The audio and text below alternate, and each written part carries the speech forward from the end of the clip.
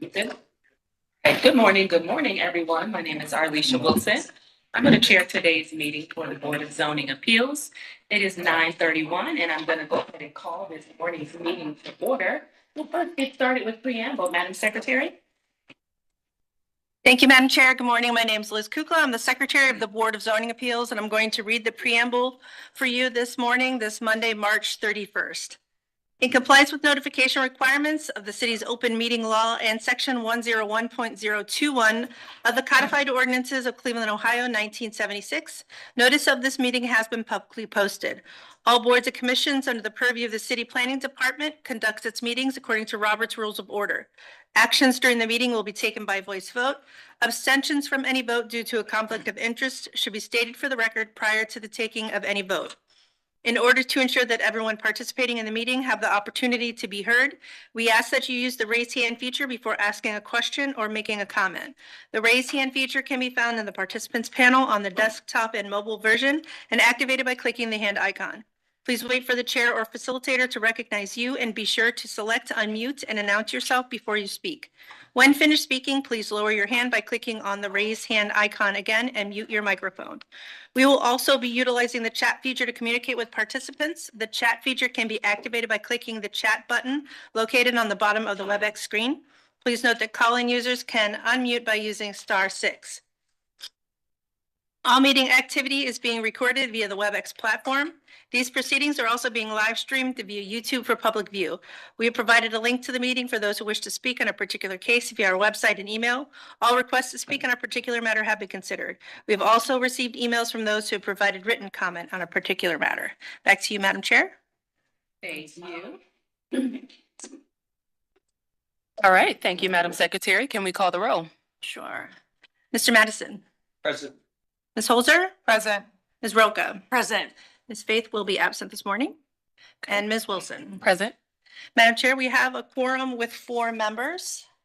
And with 4 members, we need to announce to the appellants that with 4 members, you run the risk of a tie vote. So at this time, you may request a postponement to a future date when we would have 5 members. All right, is there anyone who wishes to request a postponement, given there's only 4 members today? Going once, going twice. All right, hearing none. Do we have any other postponements or withdrawals, Madam Secretary? Yes, Madam Chair, we do have one postponement, and that is calendar number 25-027 at 1203 Continental Avenue. Mercedes Bell, owner, proposed to change use from stores and dwelling units to adult daycare and event space. The applicant is unable to attend due to previous engagement. Yes, that's. Okay, have they requested a certain amount of time, or should we just give them about 30 days? Yes, she did not request a specific amount of time. We are scheduled out to the 28th of April. Okay. So it would be the first, comfortably the first week in May, or if you'd Okay. like, we can squeeze them on April if you were. First week of May is fine. Okay, so that would be May 5th. Okay. Postpone calendar number 25-027 until May 5th. Thank you. So this case, if you received a letter in the mail, you will receive another letter in the mail notifying you of the hearing 10 days before the next hearing date on May 5th. And that is for calendar number 25-027 at 12031 Continental Avenue. And that concludes our postponements and withdrawals this morning. Okay, thank you for that. So we will go ahead and call the first case. The first one on the agenda today is 25-025. This is at 4415 Euclid Avenue. Do we have an appellant present for this matter? Okay, I'll have you come up to the table. And while you do that, we'll go ahead and read the case and I'll turn it over to you, Ms. Holzer. Sure. Our first case is calendar number 25-025. This is at 4415 Euclid Avenue. 4415 Euclid LLC owner proposes to install a 6-foot tall ornamental fence in the Midtown Mixed Use District 1. The owner appeals for relief from the strict application of the Cleveland Codified Ordinances as stated in the agenda and the public record, of which there is one. With that, is Ms. Roca, are you going to open the oath? Oh, sure. Okay. Excuse me, I'm swearing in all who are present for this case. Do you swear or affirm that the testimony you will give today is the truth and nothing but the truth? Please raise your right hand, state your name, spell your name. We have a court reporter, and also your address. Yes. Jeff Foster. Thank you. Excuse me, can you please turn on the mics by just pressing the green button? This way we can hear you. Our court reporter can capture today's information. Okay. Jeff Foster, Pato Architects, 1220 West Sixth Street. Which architect? Pato, Payto. And did I hear you say I do? I do. Perfect. I do, Gordon Freemer, and I'm with 4415 Euclid Avenue LLC. Thank you. Anyone else present for this case? I don't see anyone. Back to you, Madam Chair. All right, we'll go to history of the property, please. Thank you, Madam Chair. This property was originally zoned semi-industry in 1929. In 2005, it was placed in the Midtown Mixed Use District. In our Records Administration Office, we found many permits. I'll summarize that in, let's see if I have something sooner. 1929, a permit was issued to change storefront on the property. 1952, a permit was issued for a brick addition. 1953, a permit was issued to remodel front of office. 1957, a permit was issued to demolish a brick parking garage. 1984, there was a permit issued to alter existing warehouse and change the use of the second floor to educational occupancy. There are no variances on file for this address. And then in our more recent history, we see, again, many permits. Just noting that there was a certificate of disclosure that was issued in 2025 stating that the use is as offices. And the rest of the records are in the file. Thank you, Madam Chair. Okay, legal, please. Madam Chair, members of the board, appellant is requesting an area variance from the fencing requirements of the zoning code. To obtain the area variance, appellant must prove that denying the request will create practical difficulty not generally shared by other land or buildings in the same district, will deprive the appellant of substantial property rights, and that granting the variance will not be contrary to the purpose and intent of the zoning code. All right, thank you for that. I'll now turn to the project team. Who wants to speak first? I'll speak first. Okay. Gordon Freemer, thank you for the opportunity to talk to you. I've been involved in Midtown now for 50 years as a stakeholder, et cetera, and I hope to continue the next 50 years to be involved. So, That's right. and we've seen, or I've seen, you've seen, I'm preaching to the choir, you know everything that's gone on, or almost everything that's gone on in Midtown in Cleveland. And we're in a wonderful position right now. We've been a stepchild for years between University Circle and downtown, and we're coming into our own. A lot of work, a lot of patience, a lot of money, and it's coming to its own. And it's a unique area, as you know. It's one of the few areas in the city where we have all potential uses, whether it's retail, office, manufacturing, et cetera, nonprofit work. It's just very unique in housing, and we're grappling with it, and we'll get there. I mean, it's a work in process. And really, I shouldn't have to be here talking about what I'm talking about. And I talked to this with Jeff, and it's security. And we all know what's been going on around our streets and cities. And we're at a critical point, not only in the city, but in Midtown right now.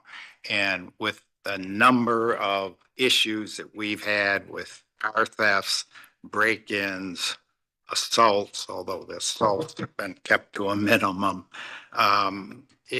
We can't have unrest with our tenants. It's good if I have a little unrest or Jeff, but we can't with our tenants, and we can't have unrest or issues with potential people wanting to come into the area. And what we are doing now, and I'll just say this, we have a half a dozen properties in Midtown. We have about 300,000 square feet. We probably are responsible for about 300 to 400 jobs, et cetera. So not that we're the most important, we're not. We're all important there, but you know, we're an important cog in the wheel. And I'm very concerned about the safety of our tenants, the perception of people looking at Midtown, around Cleveland. And it's not a short-term fix right now. We've got issues, and until we can, and I don't want to be philosophical, but until we can solve a lot of our poverty program and a lot of our broken home programs and our family, it's going to be a struggle. We're not going to, and I'm as optimistic as I've ever been. I think we have a lot of things going for us. So to that end, security is paramount.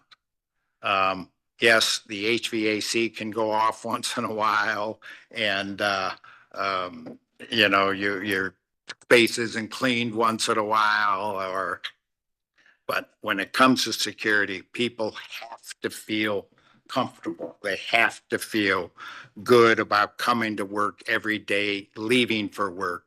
We have some companies now that have 24-hour shifts. We got to take care of them. In the meantime, what we've done a number of things. We've tried to, where we can, we have put 6-foot fences up off of Euclid Avenue. And we have put cameras. We have been researching cameras for about a year now. And we've been able to, with a company out of Park City, Utah, has a camera that we can talk and see people as they come into the facility.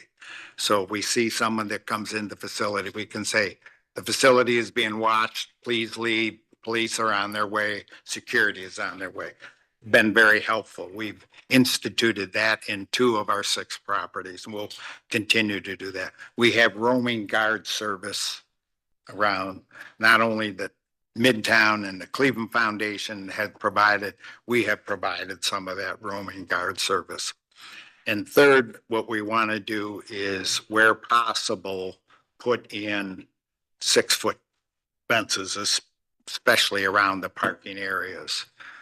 I had 6-foot fences 20 years ago before it was prohibited. I took them down. It was the right thing to do. It was even before the ordinance came in. I took them down. It just didn't feel good.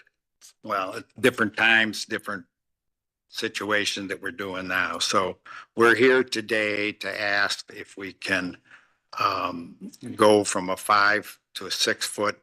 We've experimented with 4-foot and 5-foot. They can just jump over them. The 6-foot, yes, if you're tall enough and agile enough, you probably can get over, but you're not going to be able to get back as easy. And to me, if those fences or fence in this one particular property is landscaped properly, and that it's not going to make much of a difference on the street. And we're very concerned. I'm very concerned about what my buildings look like. I want them to be attractive. I don't want them to feel like they're barricaded in or anything. I want them, and that's what landscaping can do. Landscaping and entranceways can make things attractive. So Okay. bottom line, sorry to talk so much, but it's a real concern, security. And I know it is with everybody, and I'm preaching to the choir, and Okay. that's where we are. Okay, would you like to add to that, or did he pretty much cover it for you? He's got it covered. I'm just here to answer questions on the design. Okay, very good. Any questions from the Yeah, I board? brought him because he was smarter than me, and now he's not saying anything. Not that- Hey. You sounded pretty smart. I don't know. All right, any questions from the board based on the presentation today? Yes, Seems I'd pretty like the architect to straightforward. walk through the design a little bit. Absolutely, yeah. So I guess we'll call it a light touch in terms of security. Gordon had already mentioned about the height variance, right? The 6 foot versus the 5 foot that is permitted. And we have found that that is an effective barrier. When I say light touch, this is a fence style and type that I think you've got the products we've submitted. You've seen them throughout Midtown, and Gordon has them at several of his other properties as well. So architecturally, it's meant to be visually opaque. It's a picket black ornamental picket fence. And in the front of that is the landscaping. So the landscaping that's along the Euclid Avenue side, it will be consistent with what's there now. There is some landscaping that's currently there. And you can see from the left is what the existing condition is, and then the right is what that proposed condition with the 6 foot fence will look like. So the goal is to still keep the property as visually open as possible, without, giving it that fortress-like feel. But having that additional foot of fence really just sort of slows folks down and keeps them from doing some of the things that they have been doing. So we will still have pedestrian access along the building. There'll be a pedestrian gate at the building, which will allow folks to come and go. The motorized operated gate is not unprecedented as well. That'll have access for tenants or folks who are coming to visit as well. And there are interactions that folks can have from the tenants to open and close that gate. So it won't be a property issue in terms of access and backing up traffic. We have gone to Euclid Corridor for design review. They didn't have any corrections or revisions to our design. And we received that approval, I want to say before Christmas or so. But that's the overview. Is it a key card gate? I mean, how does it operate? It's open with a remote operator. Road operator. It's a little complicated because we have guests, we have deliveries, we have classes there. So it's a combination of remote and audio. Got it. Thank you. All right. And let me say, we have talked to most of the tenants in the building already. And although it's going to be a little cumbersome, they're on board with it. I might add that we just recently sold our land next door to Signet. They're going to build a couple of hundred apartment units, which is going to add to the area and will add to the security. When you have 200 or 250 people walking up and down, that's a positive thing. And I'll just say this, Signet's going to come back too and See them request again. to say, Okay. did I say that? So Oops. anyway. All right, any opinion from city planning? Thank you, Madam Chair. My name is Xavier Bay, representing City Planning. Our neighborhood planner, Kim Scott, has already had previous conversations, as they mentioned, going through design review, and we're in support of this security. We understand the need for the security fence, and they're providing, good landscaping along the majority of the fencing here. So we don't see an issue with the variances requested. All right, I will entertain a motion, please. Madam Chair, I move that we approve calendar number 25-025 based on the testimony we've heard today. Thank you, Ms. Roca. Is there a second? Board Member Madison, second. All right, can we call the vote? Ms. Holzer? Yes. Mr. Madison? Yes. Ms. Roca? Yes. Ms. Wilson? Yes. Calendar number 25-25 is granted. It'll be ratified next Monday. We will send you a letter, but you can contact us next Wednesday for further instruction. All right, very good. Good luck with your Appreciate it. project. Thank you. Uh-huh. Excuse me, Madam Chair. There's been some messages from Councilman Hairston, and I did hear from Councilman Danny Kelly that there are some time restraints with their cases. They're the last two. If you're willing to move them up on the agenda. Yes. All right, thank you. Okay, there's time constraints. Who was here first? I saw Councilman Hairston jump online first. He actually put in the chat that he was here at 9:15. Okay. So that would be calendar number 24-183. Do we have an Correct. appellant present for 2010 Torbenson Drive? Is there an appellant in the room? All right, looks like we don't have an appellant. Oh, you're online? Okay, Yes. very good. All right, we're gonna call your case next. I'll turn to you, Nita, to read this in. Our next case is calendar number 24-183. This is at 2010 Torrance Drive. GNFI LLC owner proposes to establish a type A daycare in an A1 one-family residential district. The owner appeals for relief from the strict application of the Cleveland Codified Ordinances as stated in the agenda and the public record of which there is one. This case was postponed from December 9th to allow time for the appellant to meet with the councilman, the Community Development Corporation, and the city planner. The appellant was asked to submit a letter of authorization from the owner. Testimony was taken at that time. It was again postponed on February 3rd to allow more time for the appellant to meet with the community. And with that, Madam Chair, I will hand it over to Ms. Roca for the oath. Thank you, Ms. Holzer. I'm swearing in all who are present for this case. Do you swear or affirm that the testimony you are about to give is the whole truth and nothing but the truth? Please raise your hand, reply with I do, state your name, spell your name, and provide your address.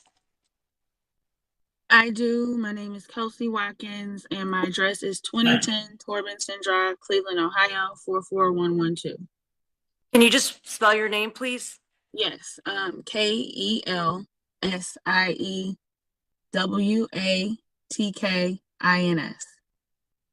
Thank you. Is there anyone else present who would like to speak in this matter? Good morning, Councilman Anthony Harrison, City of Cleveland, Ward 10, 601 Lakeside. I do. Thank you, Councilman. And anyone else on the line or in the room? Oh, yeah, go ahead, sir. You will want to come up here to the front.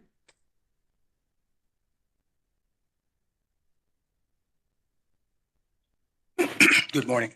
Morning. My name is Larry Lumpkin. I live at 2023 Torbenson Drive, Cleveland, Ohio. And do you swear? I do swear. Thank you. Anyone else?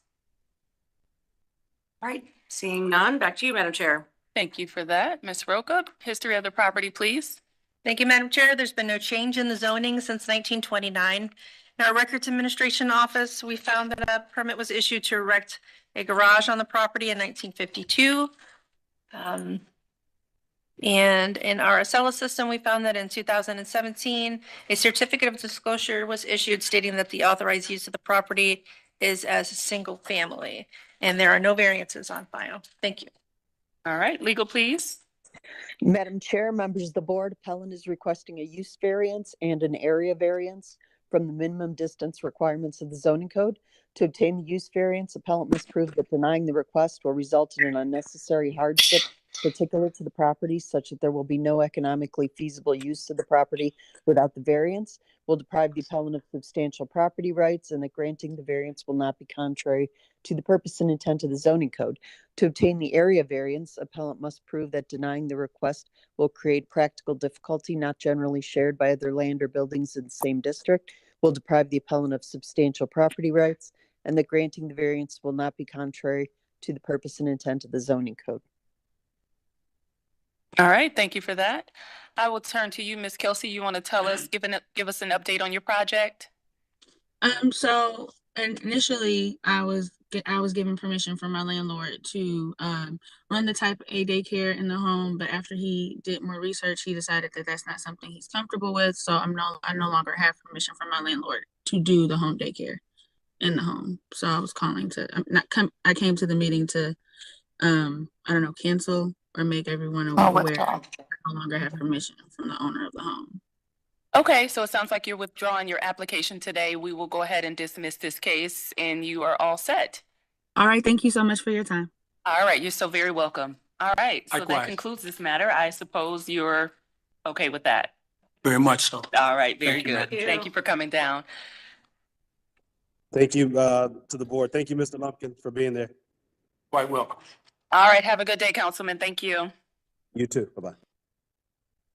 All right, so that is dismissed. We will now move to, what was the second one where there was? It would be calendar number 24-188. The address is 3122 West Boulevard. Are you all here for that? Okay, I'm sorry. We've got two more cases. I want to get these other two cases out of here because that is going to take a little bit longer. So I'm going to now call calendar number 25-028. This is at 6580 Brook Park. Is there an appellant present for this matter? Is there appellate present online? Yes, there is.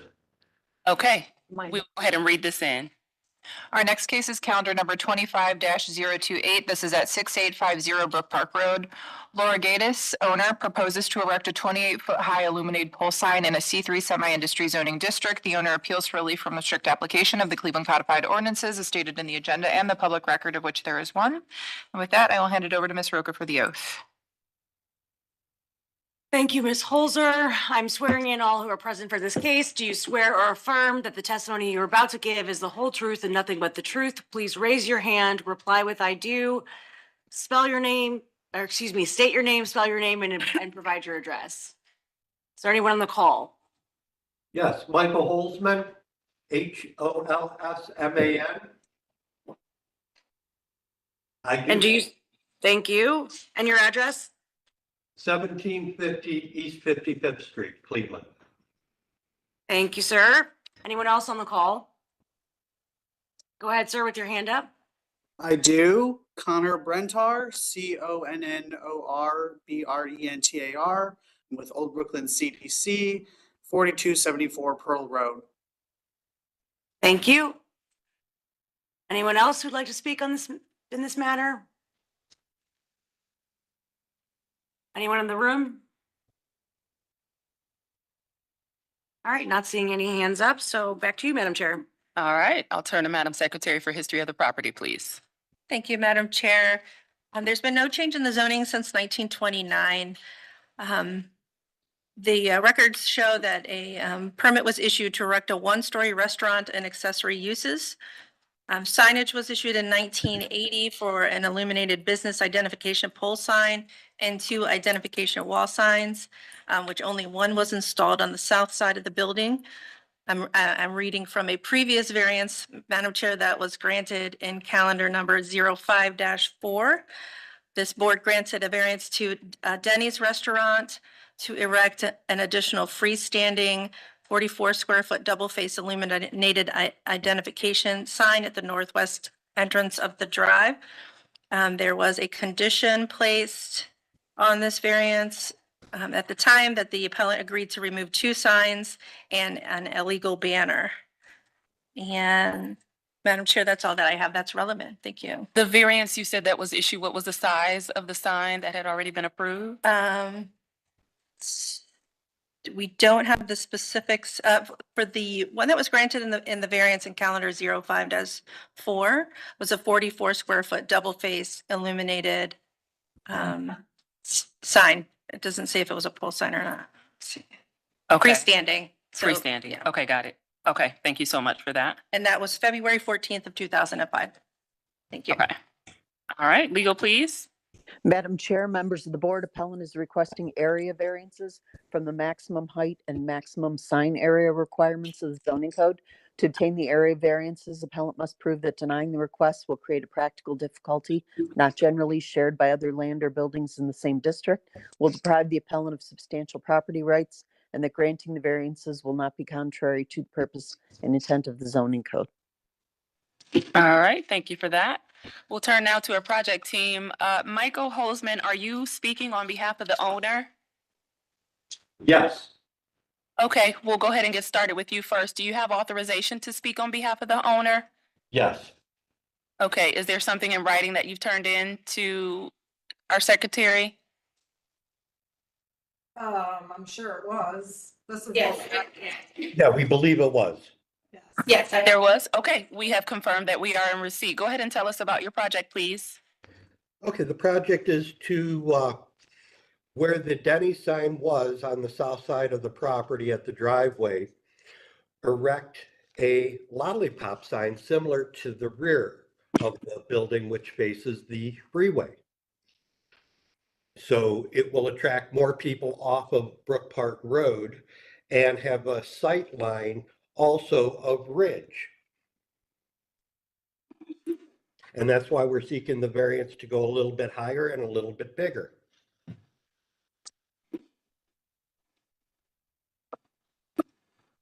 Okay. Does that conclude your comments, sir? Yes, unless there are any other questions that I could answer.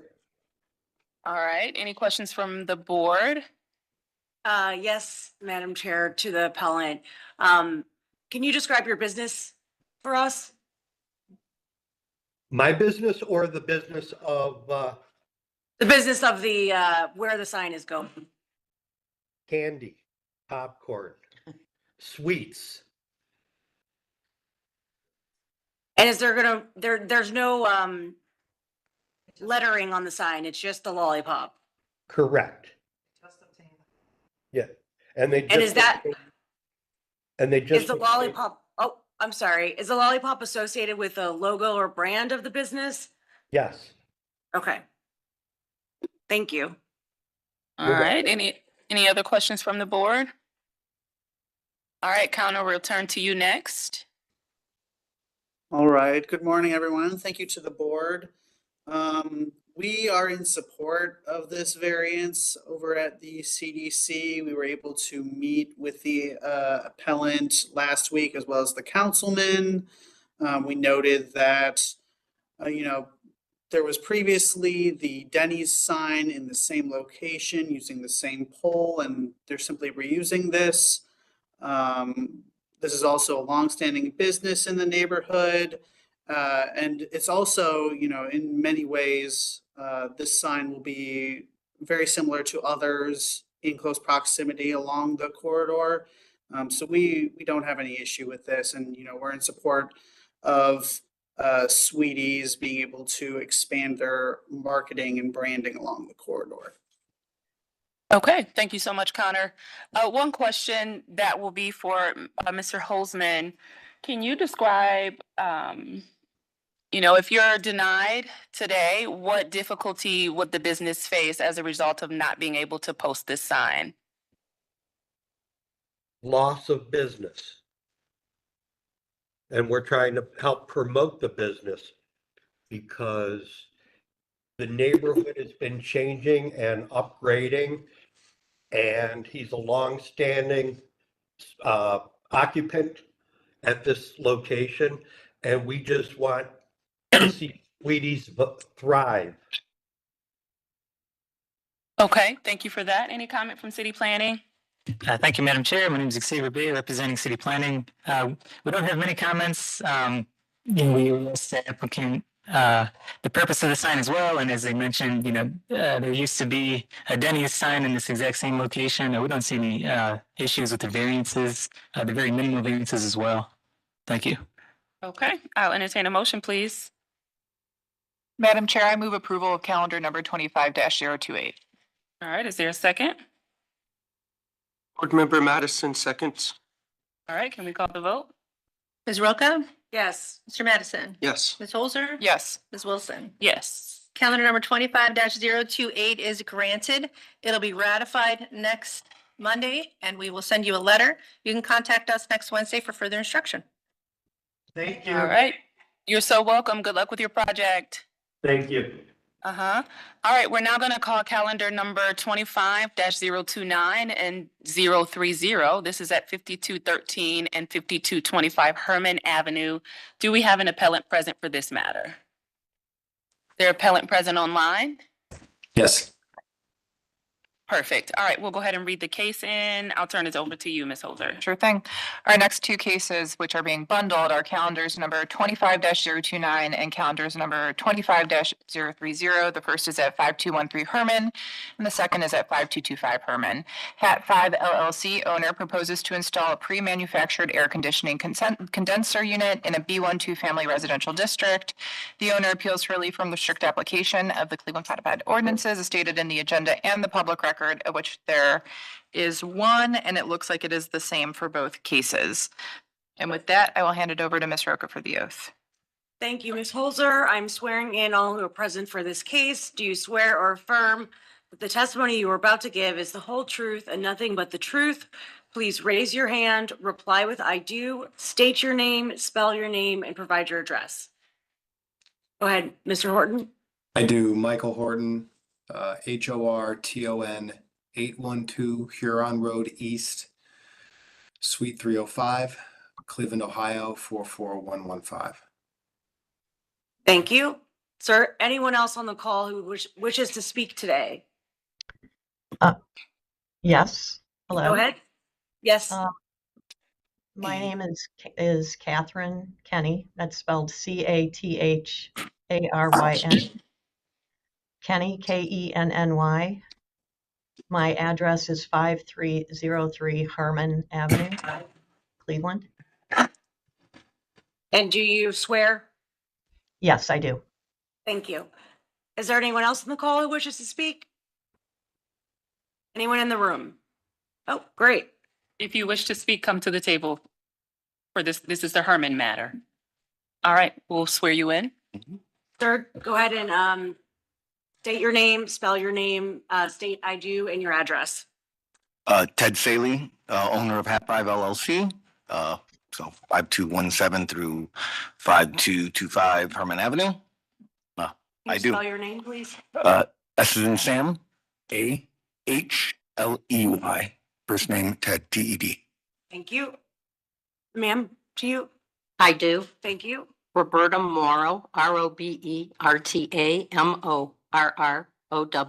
5117 Herman Avenue, Cleveland, 44102. Thank you. And ma'am, did you raise your hand? Would you like to speak today? She doesn't want to speak. Okay, all right. Anyone else in the room? All right, not seeing anyone. Back to you, Madam Chair. All right, thank you so much for that, Ms. Roca. I'll turn to Madam Secretary for history of the property. Thank you, Madam Chair. There's been no change in the zoning. The most pertinent information is that for both addresses, a permit was applied for in December of 2023, and the status is inspection pending for both cases, and they are stated as new townhomes. There are no variances on file. Thank you. All right, thank you. Legal, please. For both cases, Madam Chair, members of the board, appellant is requesting an area variance from the interior side yard encroachment requirements of the zoning code. To obtain the area variance, appellant must prove that denying the request will create a practical difficulty not generally shared by other land or buildings in the same district, will deprive the appellant of substantial property rights, and that granting the variance will not be contrary to the purpose and intent of the zoning code. All right, thank you for that. I'll now turn to the project team. Do you want to start first, or do you want to turn to Michael? Michael can start. All right, Michael, we'll hear from you, please. Hi, good morning, Madam Chair, members of the board. Michael Horton with Horton Harper Architects. We're the architects on the project. As you can see, this project is already underway. Next slide, please. To give you everyone on the board a little bit of context, the project is located on Herman Avenue. It faces northwest, in between a row of single-family homes and then a series of attached townhomes to the west. Next slide. Okay, this gives you a little bit closer view to get a sense of the context. As I'd mentioned, the project has already been through the entitlement process. The project, because it's a townhome project, even though there are two single-family units, we abided by the ordinances and regulations of the townhouse code. And the project has 5-foot side yard setbacks for the two front units, as well as the back 3, which is an attached 3-unit townhouse development. As you can see from the image from the top right, if we go back to that slide. Thank you. That's perfect. When facing the development project, to your right, you'd have a series of townhouse units connected, similar in scale, height and width as the proposed development that's currently under construction. And to your left is a single family house that is separated between the development by the driveway. The project initially, if we can go to the next slide. Thank you. Here is a site plan view. We're somewhat rotated now, so Herman's on our right. Initially, these condenser units were proposed to be on the second floor decks initially, which is why there was no variance.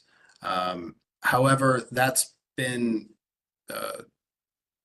proving to be somewhat challenging and not desired by the eventual owners. And so we're proposing putting these AC condensers within the 5-yard setback.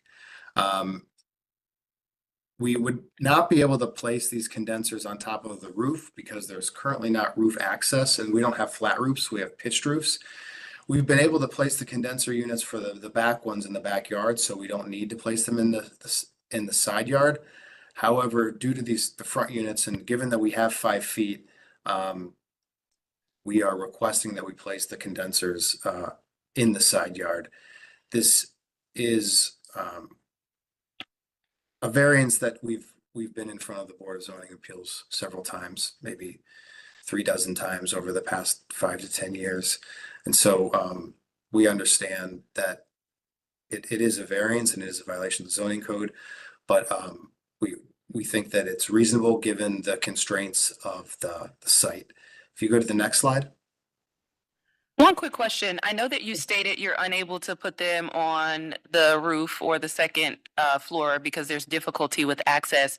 Can you describe what difficulty there is with placing them in the back of the unit? In the back of the unit is a driveway, so we wouldn't have enough for the clearances for the 2-point turns. Understood. Thank you for that. Sure. And Because it's a bit deceptive, but although the units are 32 feet wide, there are actually 3 garage bays instead of 2. So it would seem like we could just put it somewhere directly behind the units, but it's actually a 3-car garage, which is why we can't. Yes, and that on the drawing, it looks like there's a little green space on either side of the house, and it can't go there because of the driveway turning radius. In between, like on the opposite side of the homes? So if you push it back where the condenser unit is now, Yeah, there's a little patch of green yeah. right next to the driveway. If you push it back there, it can't go there. We would still be, we get very close to I wish I had a better view of showing you where that garage door is, but we could go back and then push it a little bit closer, a little bit further away from the property line, but we would still be very close, if not right along the line of the garage door opening. And so to actually get outside of the 5-foot required side yard, it would block the garage door. Okay, and as they're currently placed, are these units visible from the street? I'm assuming they are. No, so if we go to the rendering to the next, if we'll go to the next view. Okay, so here is a view standing, in the center, so that's a bit deceptive, but you can see how we have a very 24-inch landscaping strip on each side, and then we have a pedestrian walkway. So we were unable to put them kind of in the interior. And then flanking each side, there is a fence. If we go to the next slide, I think we should be able to see it. But there will be a privacy fence. Correct. We may have one more slide, possibly.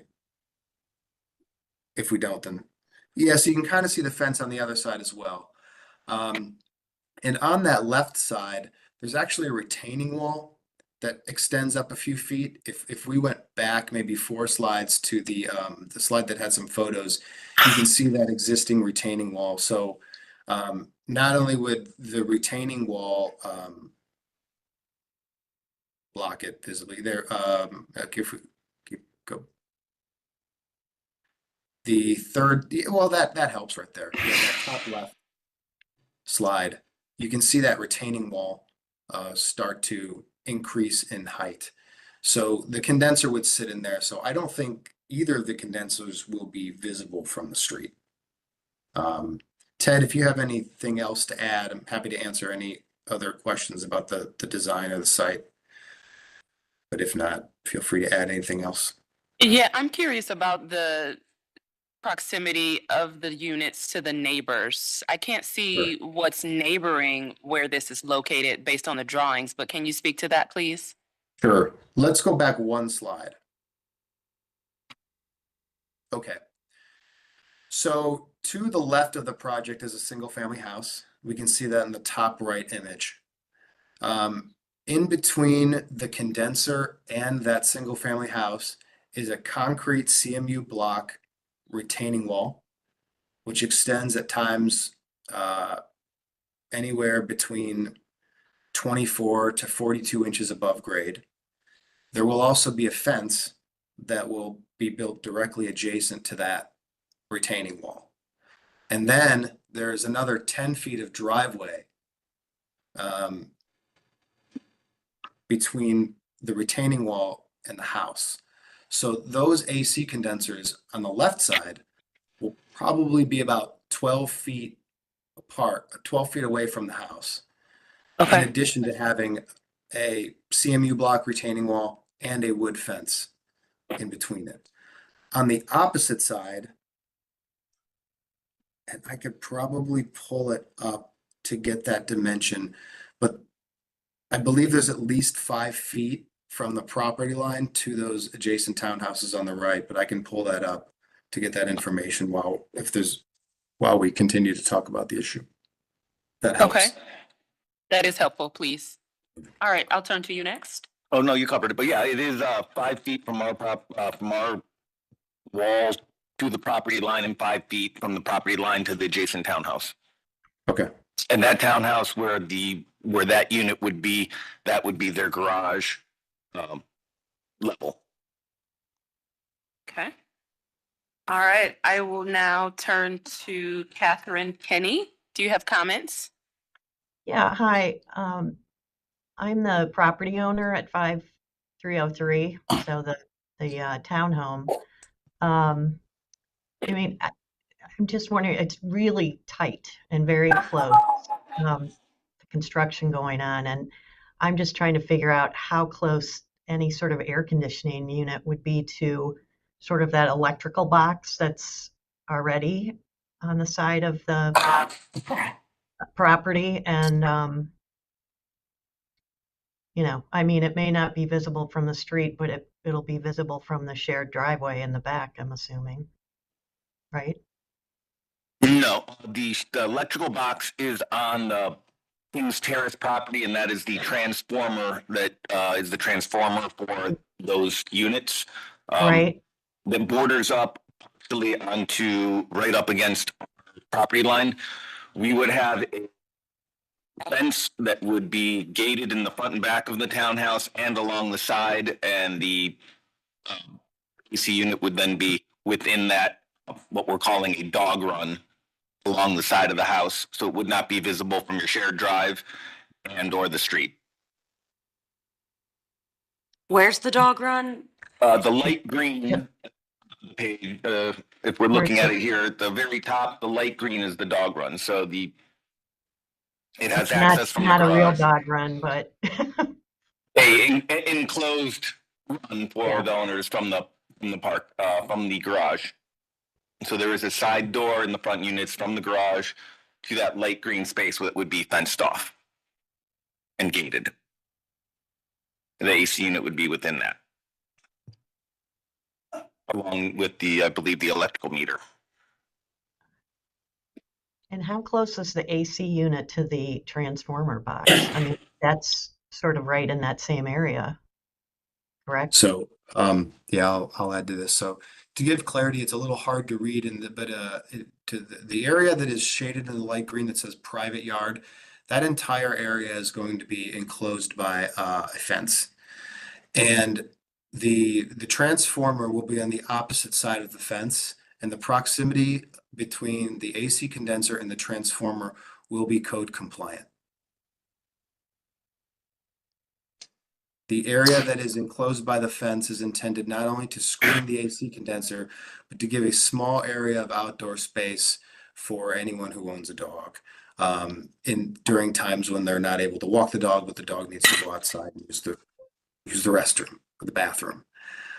So that entire light green area, there is a note that is pointing to it that says fence.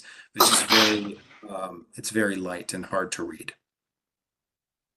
So the only way to see the AC condenser would be from above.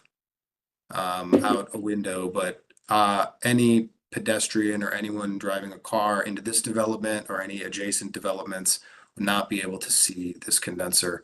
And any relationship between the AC condenser and the transformer will abide by all necessary state and local codes. All right, I'll now turn to you next. You want to give your comment briefly? Sure. I don't know why they can't put it on the deck. They're just doing it because the homeowners, it would be a bad sale idea. I mean, you know what? Oh, well. Why do the neighbors have to deal with it being on their property line? What if it leaks? Where is that leak going? Is it going onto the property or is it staying right there? You know, is it going to be loud? What if it goes bad? Is it going to be loud? Let the homeowner deal with that. Why should the neighbor? So I can answer questions regarding the leak. So all drainage, whether it be a leak of any kind or any stormwater, is designed to be managed and be maintained on that property. So anything, any kind of runoff, stormwater runoff from this project, drainage, there's going to be a built-in retention system. Anything that drains runs and is managed on this property.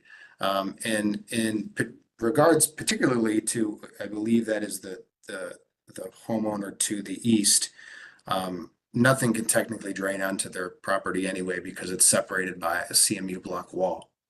All sound would be directed upward and out. Again, the fence, any landscaping and the CMU block wall are going to restrict sound transmittance to that residence, in addition to the 10 to 11 feet of separation between this AC condenser and the house. No, you don't live in our neighborhood and you can hear everything. I'm just telling you. There's no trees, there's nothing blocking anything. And so you hear every piece of noise from 7 in the morning when the construction starts until 6 at night sometimes. And it shakes everyone's homes. All the stuff affects the homes. Our homes are over 100 years old. You're putting up square boxes on property, not beautifying the neighborhood and keeping it historical. You're doing this, now you're adding an air conditioning unit that we have to deal with. Rose will be able to see that unit from her house. Okay, thank you for that. Any questions from the board? Yes, Madam Chair. I'd like Mr. Horton to describe the difficulty that he would face if this variance is not granted today. Sure. If we move the condensers to the outdoor space on the second floor, that also leads to vibration and sound. I believe that actually it's spreading sound even further on the inside than it would be on the outside, because at least on the outside, we're creating a channel for the sound. Instead of it going outward, it's going upward. So the difficulty is in an effort to bring back density and continue this development with the limited footprint that we have. The only other viable option to place this condenser would be on the front or the side yards, and that's not very. We don't want to put an AC condenser in the front of the house, and we technically can't put an AC condenser on the other side, given that there's not enough space to protect it from the vehicular pedestrian walkway.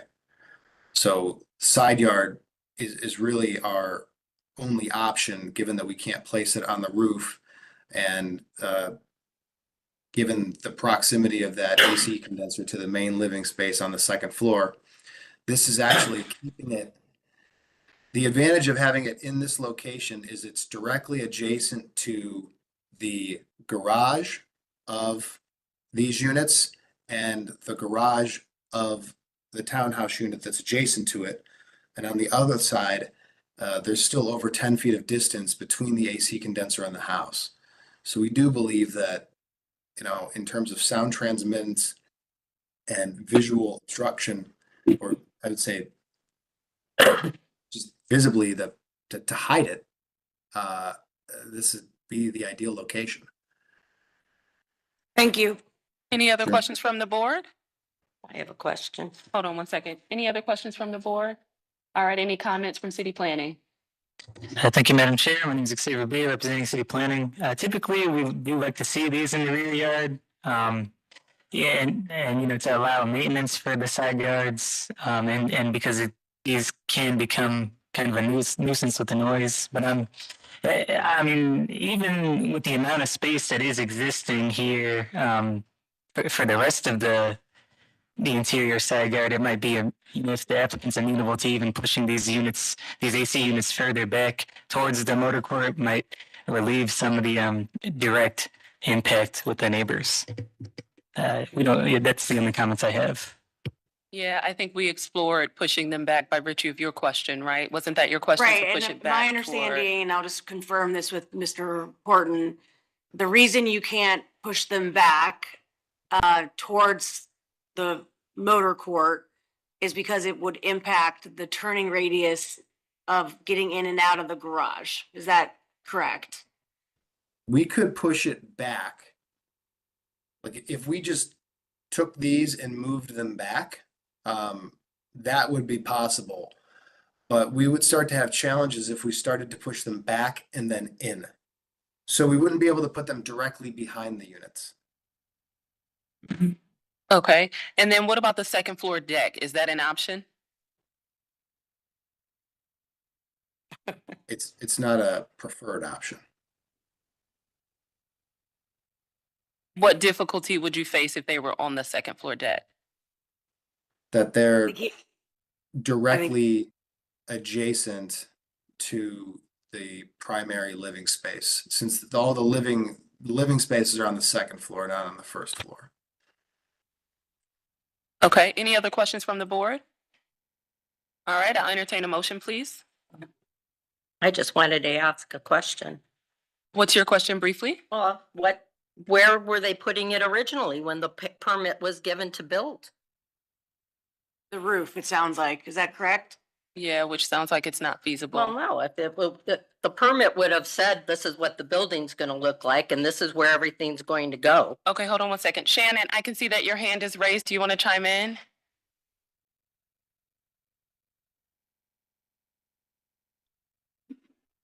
You're off mute, but we can't hear you.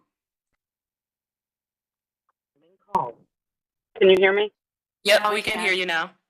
Yes, Shannon Leonard, Chief Zoning Administrator. The original permit was for on that second floor deck for the AC condenser for these two units because city planning did not want to see them in the front yard. Okay, thank you for clarifying that. Any other questions from the board based on that? All right, I'll entertain a motion.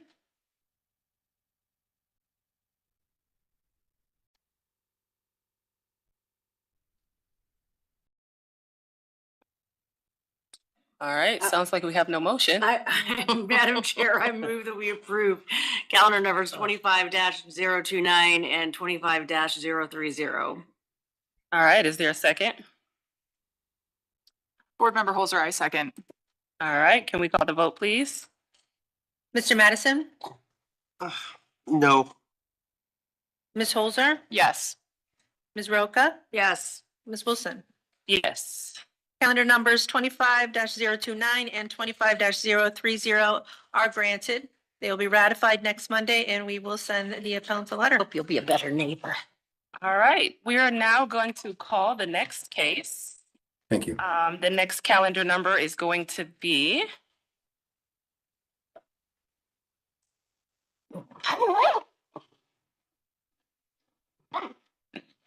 24-188. Is there an appellant present for this matter? Anthony Williams, are you present? This is at 3122 West Boulevard. Are you Anthony Williams? Okay, please come forward. We'll go ahead and read the case in while you do that. Our next case is calendar number 24-188. This is at 3122 West Boulevard. Anthony Williams, owner, proposes to establish use as a residential facility for 6 to 8 occupants in a 2-family residential district. The owner appeals for relief from the strict application of the Cleveland Codified Ordinances as stated in the agenda and the public record, of which there are 2. This case was postponed from November 18th, January 13th, and February 10th to allow time for City Planning Commission to review. And with that, I will hand it over to Ms. Roga for the oath. Okay, thank you. All right.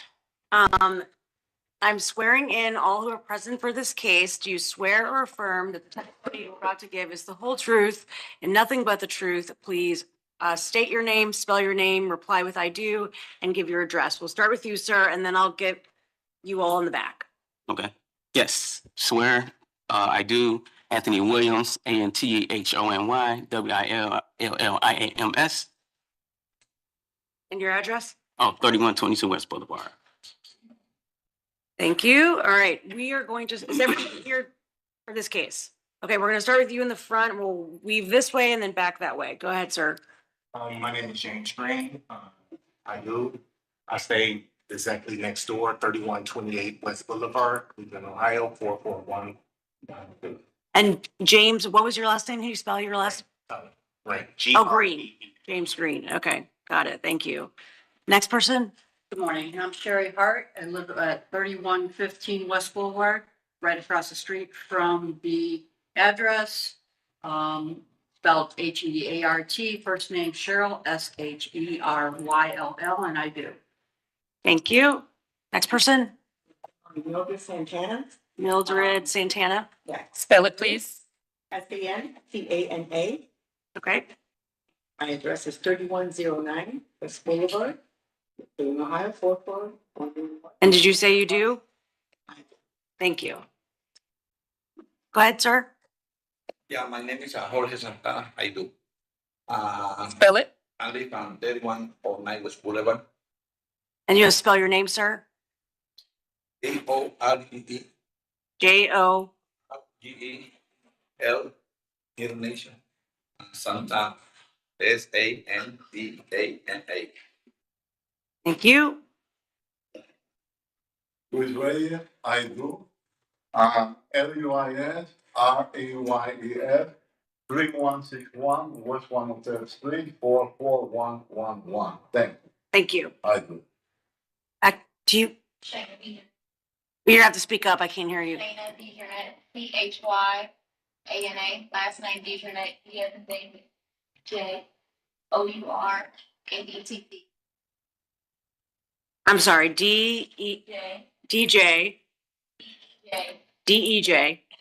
OURNETT. Okay, thank you. Thank you. I do.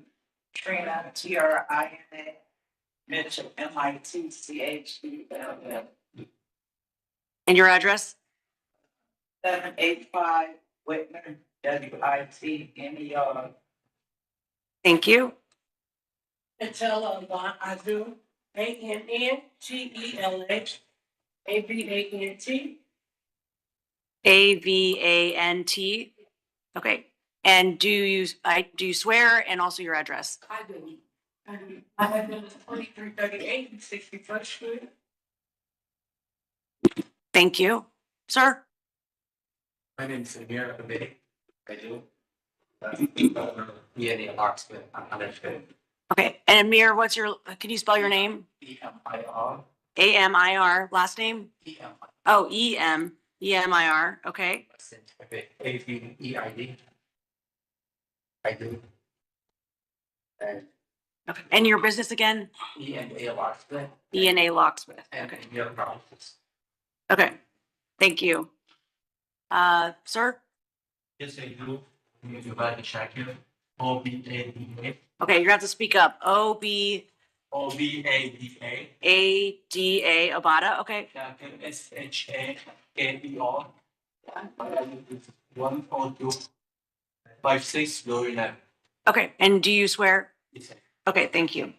Sir? My name is Mohammed Bazi, MOHAMMADBAZZI. I do. Address is 3162 West 103rd Street. Thank you.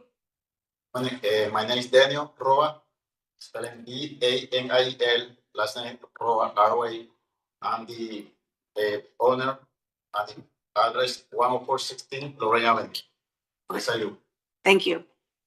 David Rogers, GERS, 601 Lakeside, I do executive assistant to Councilman Kelly. Thank you. Ed Dasher, DASHER, Associate Director, Westtown Community Development Corporation, 9926 Lorraine Avenue. Danny Kelly, Councilman Ward 11, 601 Lakeside. Thank you. Anyone on the call? Not seeing anyone. Everyone made it out today in person. Back to you, Madam Chair. All right, Madam Secretary, can we have history of the property, please? Sure, thank you.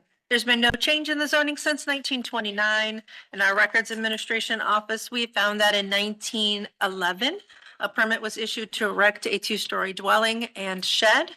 A garage was erected on the property in 1916. In 1961, a permit was issued to convert a single-family dwelling into a two-family dwelling. 1982, a permit was issued to apply siding to a two-family dwelling. And there are no variances on file and nothing of note in the more recent history. Thank you. Thank you. Legal, please. Madam Chair, members of the board, appellant is requesting a use variance and an area variance from the minimum distance requirements of the zoning code. To obtain the use variance, appellant must prove that denying the request will result in an unnecessary hardship particular to the property, such that there will be no economically feasible use of the property without the variance, will deprive the appellant of substantial property rights, and that granting the variance will not be contrary to the purpose and intent of the zoning code. To obtain the area variance, appellant must prove that denying the request will create a practical difficulty not generally shared by other land or buildings in the same district, will deprive the appellant of substantial property rights, and that granting the variance will not be contrary to the purpose and intent of the zoning code. All right, thank you for that. I will now turn to the speakers. I'll start with you first, Mr. Williams. Go ahead and tell us about your project. All right, good morning. Again, my name is Anthony Williams. I bought the property in 2023 the month of October. And the request that I'm asking is to have this group home again from at least six occupancies within the home. The group home mission statement is Transformation Home and Care is an organization dedicated to transition one life and one moment at a time through love, care, compassion, teamwork, growth. We will help the community embrace a positive, unbroken chain of reaction. A broken chain of reaction, with professional support we provide to the residents. Our team will not embrace a blindfold when it comes to meeting individual needs for transformation home and care residents. So the residents that I'm aiming for is to have 24/7 care inside the residence, but age group to 40 to 65. The resident at this moment, it has 4 bedrooms, 3.5 baths, 2 living spaces, living room and dining room, and basement and attic. It's a 5-car garage in the back, so we got ample amount of room back there for transportation. Right now, at this moment, the home is fully loaded. All the furniture is there. It's not empty or anything of that nature. We don't need any construction and things. It's ready to go, like as today. We will be providing 3 meals a day, including snacks for the residents. The residents will have a program. So they're not just coming pretty much just to sleep in the home. The program is set aside for the residents. Each resident comes in. Also, we will provide transportation for the residents. So they're not going to have to worry about that. Like I said, it's going to be 24/7 care. For the residents, the program is already set. Like I said, the home is set up for the residents. The residents will not just come and live there. We will have a program set for them. I have 2 of my associates that I'm going to have worked with that has 30 plus years in the business, one from a group home perspective and one from a nursing home perspective. So I'm not in this alone just because it's my first time. I have someone else I have worked with that has a business since 2006. They helped me put my business plan together and make sure that I'm on the right track. I do have a recommendation letter here for me. When I had our last meeting, they asked me to do a community meeting. Some of the concerns that they was explaining was they had some safety concerns with the house next door. It's one home right there. And the concern was with the two little girls that lives over there, the two kids, which is fine. I have no problem with that. But I told them that I can put a fence up to make sure that the girls can't cross over into the backyard. And that will rectify their problem. Some other concerns that they had was about the residents kind of coming and going. I told them I do have an ADT alarm system that's already available there, so they will not be able to escape, if you will. From what I was picking up from the residents, it sounded like the problems that they was having with some of the residents within the area was some people were sleeping on their properties and things of that nature. The people that I'm going to have in my home is going to be highly functional residents. It's not going to be the ones that you see, highways and byways. I think there was a real misunderstanding and conception when it came to that. And I was really trying to give them an understanding that what they are kind of was dealing with, that's not what I'm proposing at all. I'm not going to have them kind of folks in there, like I said, highly functional folks, and they're not going to be sleeping in the house. They're going out. As a matter of fact, it's this place, Benjamin Rose, which is on Shaker. They have programs there. Cleveland Public Library, they have programs. Vocational services, they have programs. So they're going to be occupied. They're not coming there to sit. We want them functioning, highly functioning, to get them back up on their feet and running and back into the community. I don't want a home for just to house them. We want them back into the community, and that's the plan. This program that I have here is detailed, and it will most definitely work for the residents that comes in there. Felon is not an option. I know they have the safety concerns, which I addressed already as far as the residents and being safe inside the home. Some will be there 24/7, so it's not like you just walk out of the place. So this home most definitely will work. Do you have any state licensure requirements that you've been able to meet? Well, without the permit, I can't move forward with getting like any as far as like a license without you guys first. You're my first one to go. And even when you get your residence, they still come and verify. They do inspection of the homes to make sure. So they're not just going to grant me residence, say, all right, you can do it now. No, you still have to follow the rules and regulations. Like with the VA, when the veterans come, they work with caseworkers. So, and they come every 30 days. So as far as the safety and things of that nature, the home will be 24/7. And it is, I believe, a few other homes that is around that have group homes, but I can't speak to them. I don't know if they're 24/7 running operation. That's why my group home is going to be most definitely different from those, because mine is going to be 24/7. I'm not sure if they're 24/7 or not. I can't speak to it, but mine will most definitely be 24/7. Okay. Any other questions from the board? Yes, Madam Chair. Are the residents going to be sharing rooms? Yes, Okay, so how many residents to a room? 2, 2 residents to a room. but not all of them. Okay. And how many staff members are you going to have? So it'd be 2 on each shift outside of third. So how many shifts? 3 shifts? Yeah. 3 shifts, 2 staff members per shift, right? Mm-hmm. And they're going to park in the back? Yes. There's 5 garages back there. Let me see if I have anything else. You got your meals, your 24/7 operation, weekends, during the week. Yep. So Monday through Sunday. Mhm. Okay. Yeah. Any medication being dispensed on site? Yes. And I also have my recommendation letters, because everybody wasn't against it. Some folks they were, and that's fine. But I have my recommendation letters for the residents who are for it in here. And it's one guy. His name is Joseph Carino. He has a business around there, and Desiree Reed. They both have business around within the area. And then you the had other ones another that one? Yeah.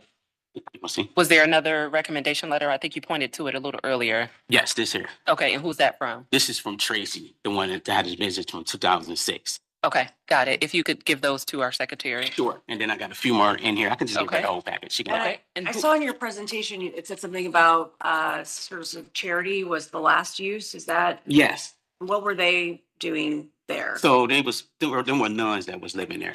Okay. Hmm. How many additional recommendation letters do you have there? You've mentioned two. Do you have more than two? So yeah, I have 1, 2, 3. Well, the recommendation letter is the one recommendation letter, and then these are the letters from the community. Letters of support and support. So you have two support letters? I have a total, I believe it's 5. You have 5 support letters. Okay, so you told us who the 2 were from. Who are the other 3 from? These are residents. You got Imani Blue, Deion Washington, and Michael Bradford. Okay, and they are all sort of Yes. in the vicinity? Yep. Okay, perfect. I'll have you give those to our secretary. Okay. Do you have any other comments? Not at the I have moment. one At this last moment? thing, Madam Okay, Chair. I see please. that there are several other residential facilities nearby within 1,000 feet. Are you aware that there are other? Yeah, so I'm about roughly 225 feet off of that in that radius, if you will. Now, where my home sit is right on the corner. So you got one home that's here, and then of course the rest of the ones in the front. And I believe those homes are like far back to the right towards Lorraine over there. So they're in the radius, but they're really not that close to me, to be honest. Okay, well, I'm sure we'll see them on the map. Oh, there they are. Can you speak a little bit to the proximity, Mr. Bay? Hello, Madam Chair. My name is Xavier Bay, representing City Planning. Yeah, just outlining the map very quickly. So the north area is oriented to the right of the screen. So up here to the further to the west, you have a cluster of 3 that are about 700 feet away. And then this home is actually just outside of 1,000 feet of these other 2 that are further north along West Boulevard. And the property in question is the blue outlined parcel. And then the red ring you see here represents the very end of the 1,000-foot buffer. And so where are the other facilities? Are they represented by those little icons? there? Correct. The white circles, it's kind of hard to see from here. They're like little homes. But yeah, basically just up, I forget the name of the street. I believe it's 106th Street Okay. is the 3 existing facilities that are within 1,000 feet to the property in question. Got it. All right. This one on 101st, that's outside the radius? Is that what you're saying? Correct.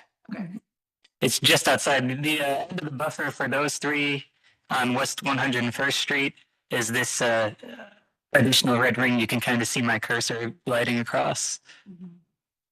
Thank you. All right. And if you're not granted the variance, what difficulty would you face, or what hardship would you face, rather? I will not be able to do the program for the residents that I want to do it for. This is a good program to help the need of these folks here. I mean, it is there. You know, the need is there. And this is something that I wholeheartedly want to do.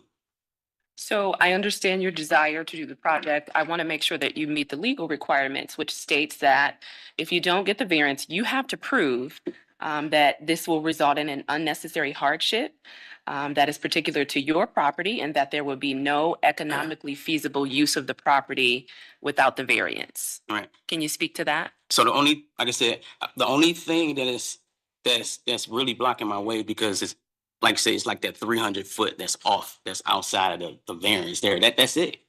That's the only thing that's kind of holding it back. If it was 1,000 feet, the problem wouldn't be there. So the question is a little bit different from the distance from the other facilities. Mhm. What we're asking you to demonstrate is that you would have no other use of the property if you're not granted this variance. Is that something that you can speak to? Well, so you basically asked me what I would do if it's denied. Yes, that's the question. What hardship would you face if it's denied? Pretty much lose out on everything. Everything like what? I would lose the home. How so? Because the fund that I'm gonna have from the residents going in there, it's not gonna come. It's basically like I'll just be paying a mortgage for nothing. Because that was the whole point of the property, is to get the residents and to get them back into the community. So you bought this property with the intention of turning it into a residential facility? Yes. Any other questions from the board? Yes, Madam Chair, I do have a question. Can you just speak? I know you talked a little bit about Benjamin Rose and the demographic for the individuals you want in the home.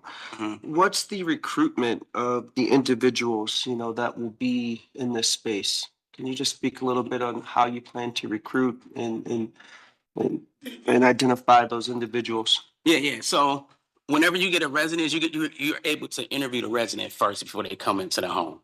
So you'll get all their background and things of that nature. You're able to pretty much you can read their their accounts, if you will. And then it's up to me to say, okay, yes, all right, Anthony, I see you're a good fit for the service that we're trying to provide. Or no, who else that you have that I can get a service to? Because again, I don't want anyone that's coming in there that's not highly functioning. So that's why it's really good to make sure that you interview the folks before you come in there, and you're allowed to do that. I don't have to accept anyone, and that's what I'm not going to do. And just a follow-up question, what's the transition plan to, how long do you expect individuals to stay within the home before they transition into Back into the else? community. So yes, I want to give them about a 2-year program.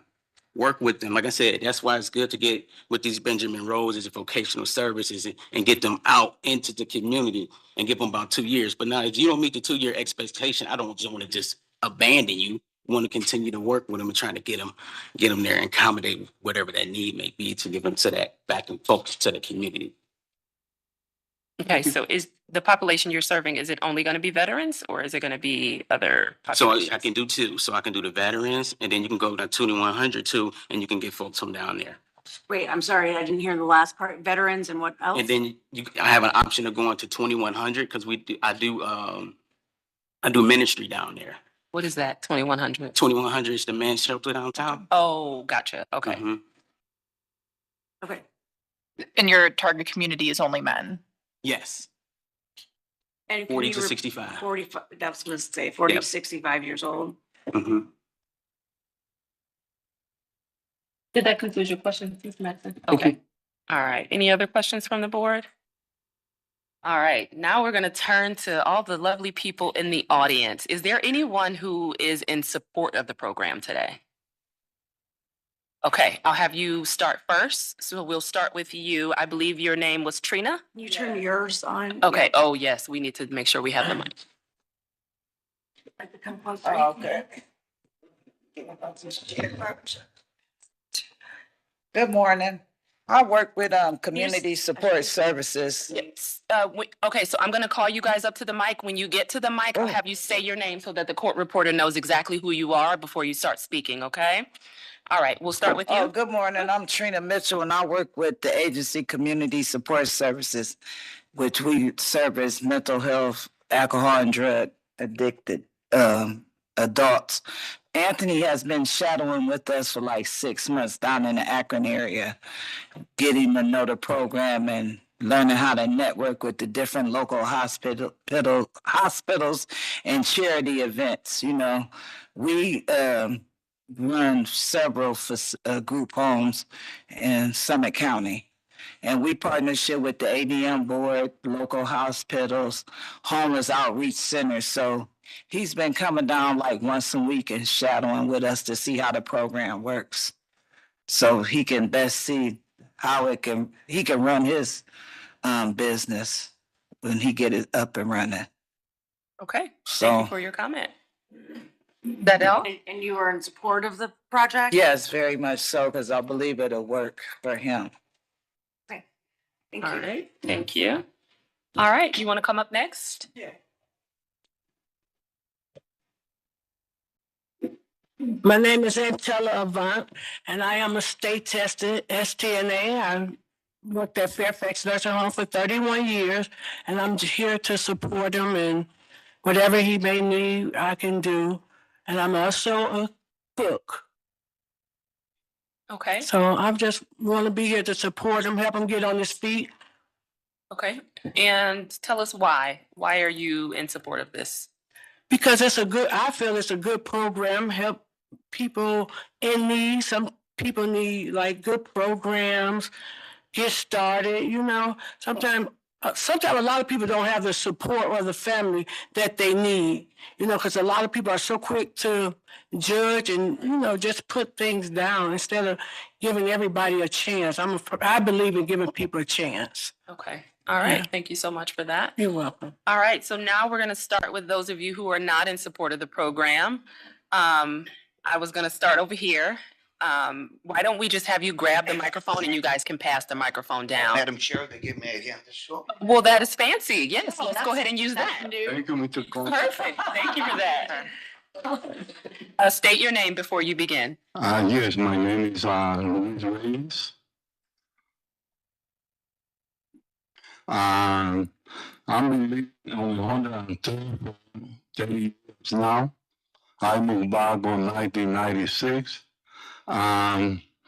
Most of the time I was planning to move to a good place based on the area of West Boulevard, which is a family and also a residential area.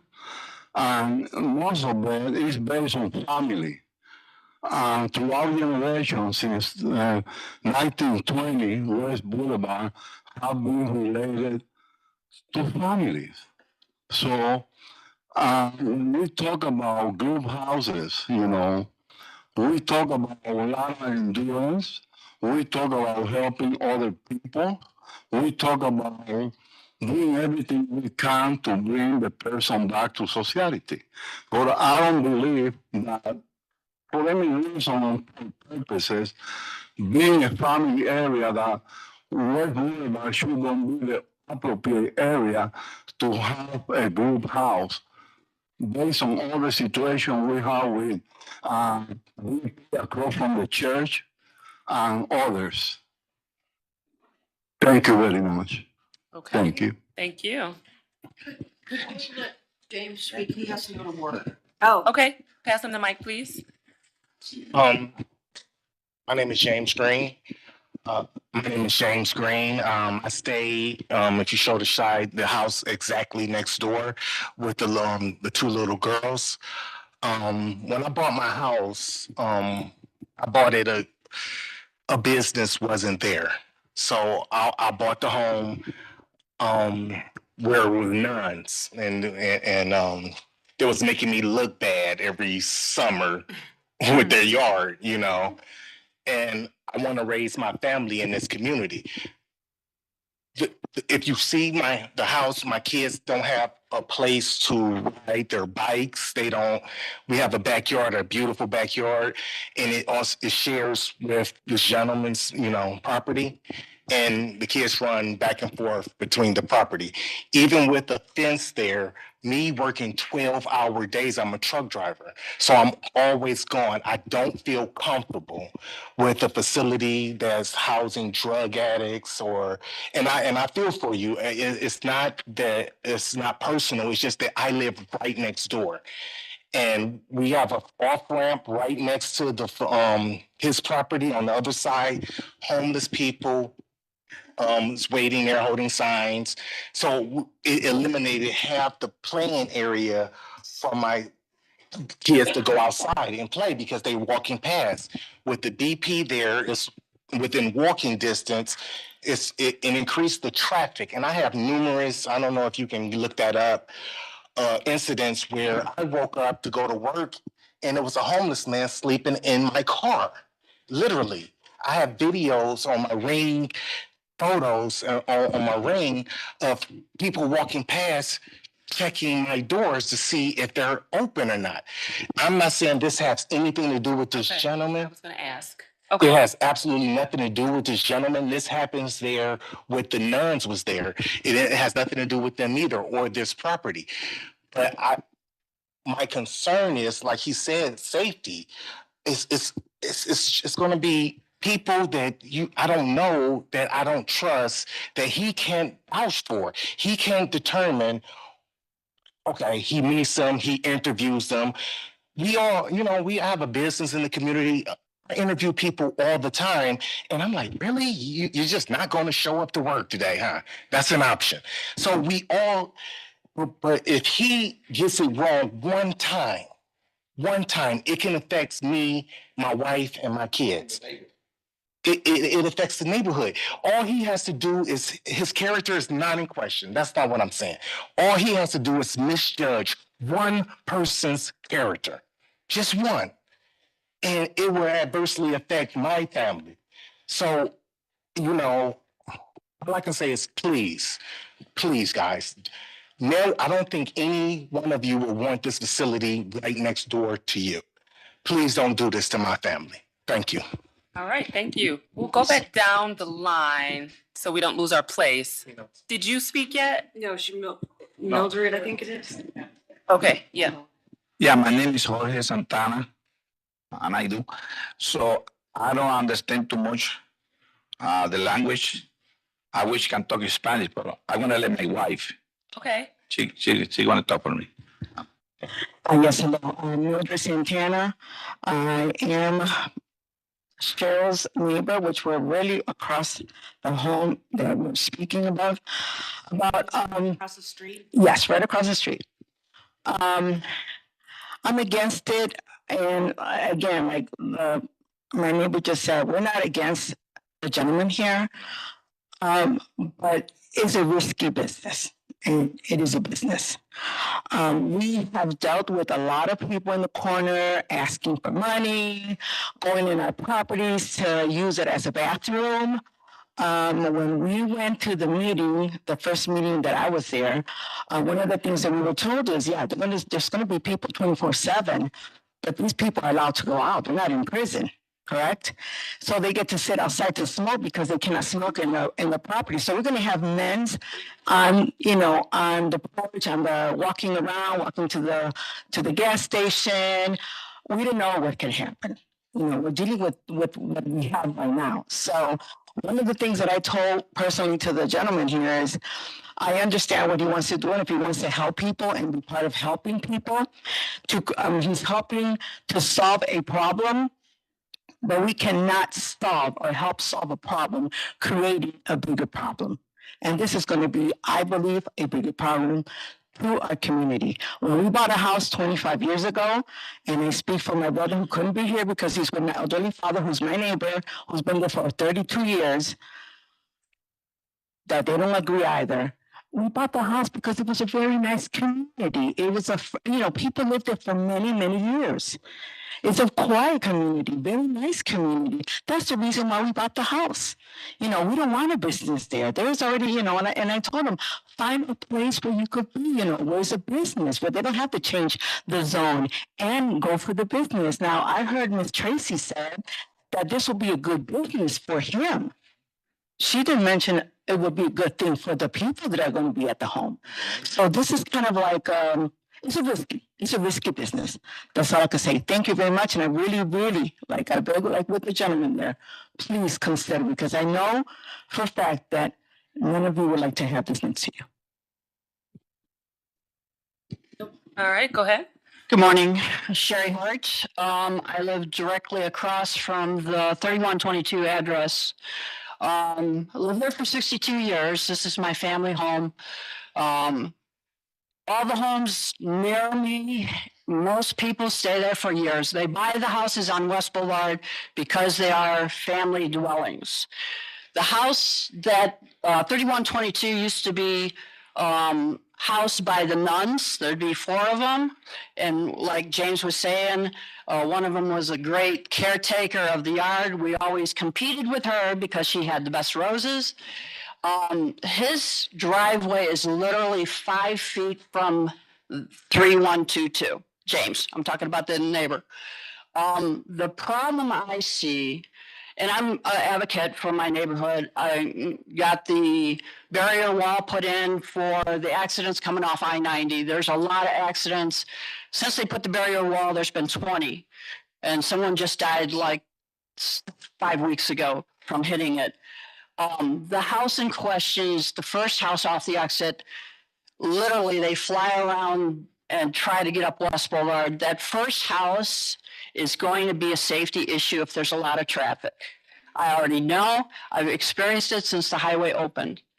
The other issues are, besides the safety, is these are family homes. Everybody has families here. I'm worried about the little girls, living that close to traffic going in and out. I still feel that this is more of a commercial property. And I don't think, I mean, that he's trying to turn it into a commercial business. He's not living there. And she's gonna work, the people that are speaking are working there, right? You're gonna be working there? Okay, so of course they're gonna be supportive because they're gonna be working there. But we live there. We live there and we're fighting to keep our neighborhood as nice as can be. Our property values, and I looked at the history of this, and yes, they say that your property values won't drop. And then there's stories about, yes, it will. So ours just got increased recently by 60,000, right? I'm paying $4,800 in taxes for my house right now. I'm trying to stay there for the rest of my life, but I honestly think if there's a group home across the street, it's going to be hard for me to want to stay. And I appreciate your time to listen to our concerns about this home, but honestly, I've been over in the home when the nuns were there and when we had the meeting. I don't think it's properly, like, it could be up to what, 3 to 16 people, right? According to the variance, right? 16 people they could have? No, up to 8. Up to 8, and those rooms are small. And these people are not family members. They're patients, or they're going through some stuff. I don't know. It's a beautiful home, but I don't know if this is quite the right place for it. Is all I'm saying. Okay. Right? Thank you. Where would you Hold like on one this? second. We'll pass it to the back, please. Good morning again. My name is Amir Baid. I'm the owner of E&A Locksmith on 105th on Lorraine Avenue. And we own the property right on West Boulevard. Amir Property owns from West Boulevard all the way to 103rd. And we own from 104th all the way to 106th. And where's the Wingstop, the Beauty Supply, the new building we built, we spend a lot of money on it, over $2 million. We invested a lot in these properties. If you look on previous pictures on Google, just in the 90s and all the way till 2025 right now, we investing millions. We improved the whole area and we're trying to increase it also too. We've been struggling with a lot of trafficking from the facility which went from, and we told Mr. Councilman Dan Kelly about the Edna, which one is on 100? I'm sorry. Ignatius and West Boulevard. Gotta speak up a little bit. Okay, it's on Ignatius. We're always struggling with this issue.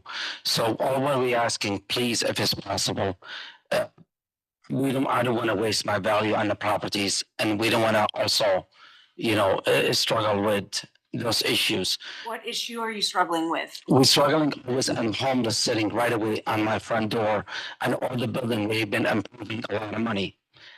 They've been sitting, and I have pictures of it to prove it also too in video.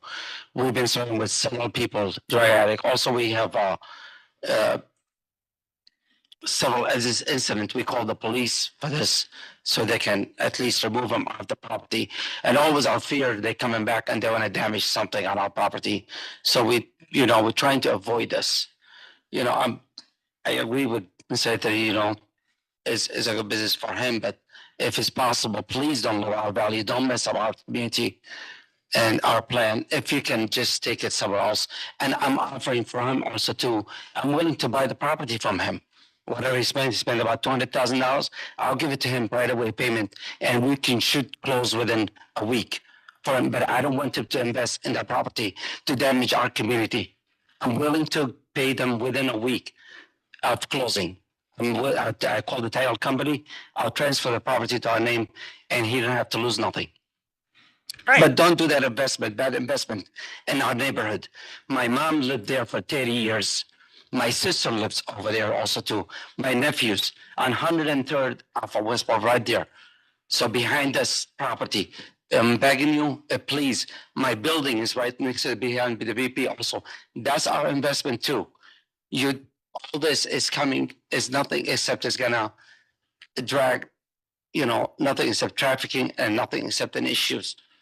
Okay, So please, I'm trying to avoid that. Thank you. thank you. Thank you. Does the gentleman next to you wish to speak? Did you wish? Do you wish to speak? No? No? Okay, go right ahead. Hey, my name is Abad Shakir. Living on You gotta one. speak up. Yeah, my name is Abad Shakir. I'm living on 105-256 Lorraine Avenue. So I would like to share a story that happened with me. So I'm a student. I'm living by myself. I don't cook usually, so I always order food from outside. One time I ordered food. When I went to grab it, there is someone who passed me and he was asking for money. I ignored him as I always do, but he started yelling at me and he throws some boxes. He was holding some boxes, throw it at me, and when I give him some attention, he tried to attack me. And the delivery man, he came out the car, he stopped him, and he just told me like go to your apartment, and I went back. And sometimes in the middle of the night, they come sit on my door, start knocking the whole night. I try to like let them leave or talk to them. They don't answer. I'm talking to them from the window. Actually, I don't go outside because it's very scary. I don't know what they take, what happened with them. So they just knocking on the door, yelling like I cannot sleep. I have classes in the morning, which is, I don't know. It's like it's really crazy area over there. Thank you. Okay, thank you. My name is Mohammed Bazi. I'm definitely not against the idea that this gentleman has, but definitely not in a residential area, maybe in a commercial area. I just want to point out, I don't want to go over and over the same stories. I want to point out to something. There's a facility right on Ignatius, corner of Ignatius, right? We always see the same people from the corner. By the way, I'm a locksmith. I work at A&E Locksmith too. So there's always the same faces, the same people from the corner of Ignatius that come always to the shop inside, asking customers for money, asking us for money. There's one lady in her 30s.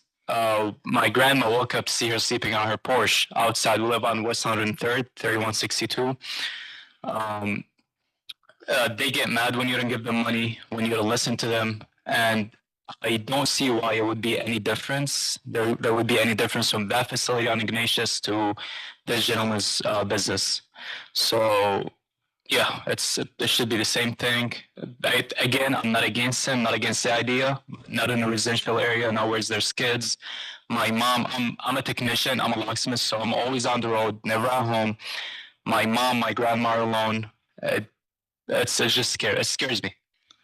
Leaving them home and knowing there's, it's, I don't know. Again, I'm not against him, but not in a residential area. Okay, thank you. Hi, good morning. My name is Daniel Roa. I'm the owner of a new restaurant that's going to be open soon on 104 or 16 on Lorraine Avenue. Basically, I'm going to be a part of that area and the resident and commercial. Basically, right now, been working in this project for 1 year, almost there, getting that to open soon. And I'm dealing with, with the homeless people in that area, around that area. And well, that's not the issue. I know basically doesn't have to do anything what this guy is going to open soon. But those people, I don't know, it's going to help that area, What the people say, they don't know those people. They are not a family. They're not related each other. You know what I mean? So I don't know exactly. That's what to help those people in that area. There's going to be good, bad. We don't know. And basically, because I'm going to open that restaurant soon, my family is going to be also in that area soon.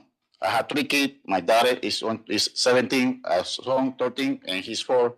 And basically, we are going to be in the area most of my time because I'm going to open a restaurant. That's at the school. They're going to be in the area. I have a little apartment so they can be over there.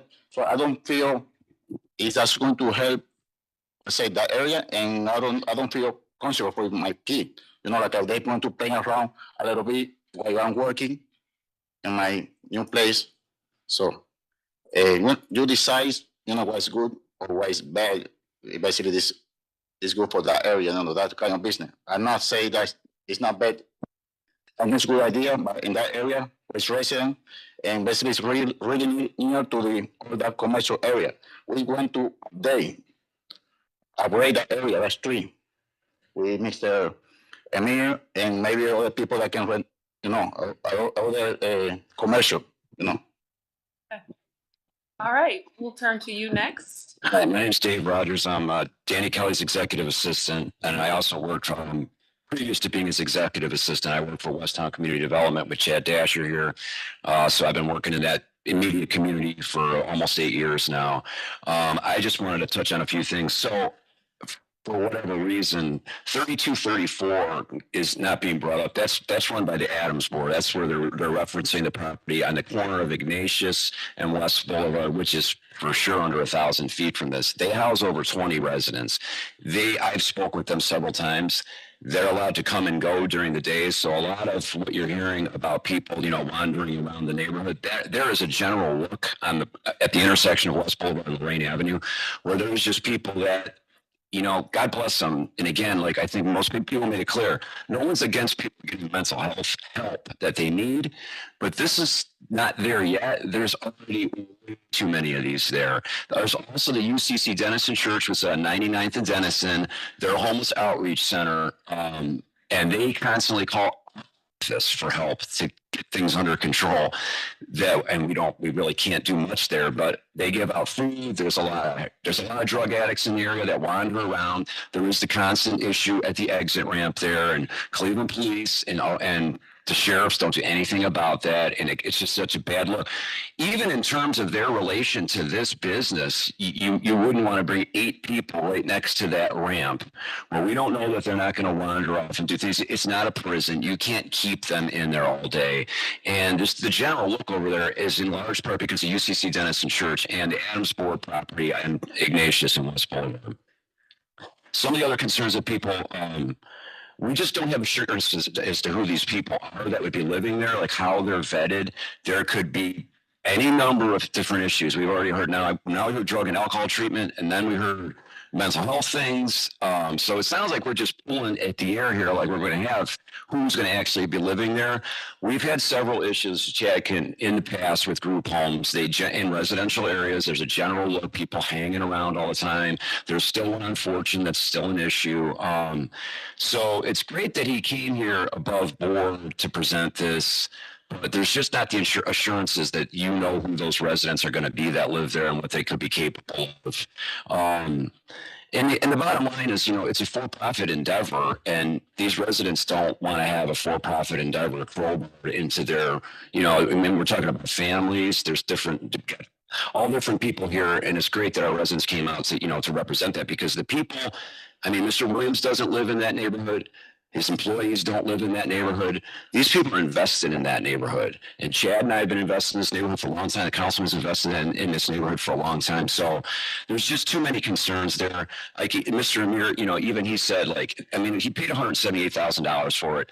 That's good market rate for those houses because the prices are soaring. There's no reason it couldn't just be utilized as a normal rental property or just sold. This is a for-profit endeavor to maximize profits, and those neighbors, they deserve better than that.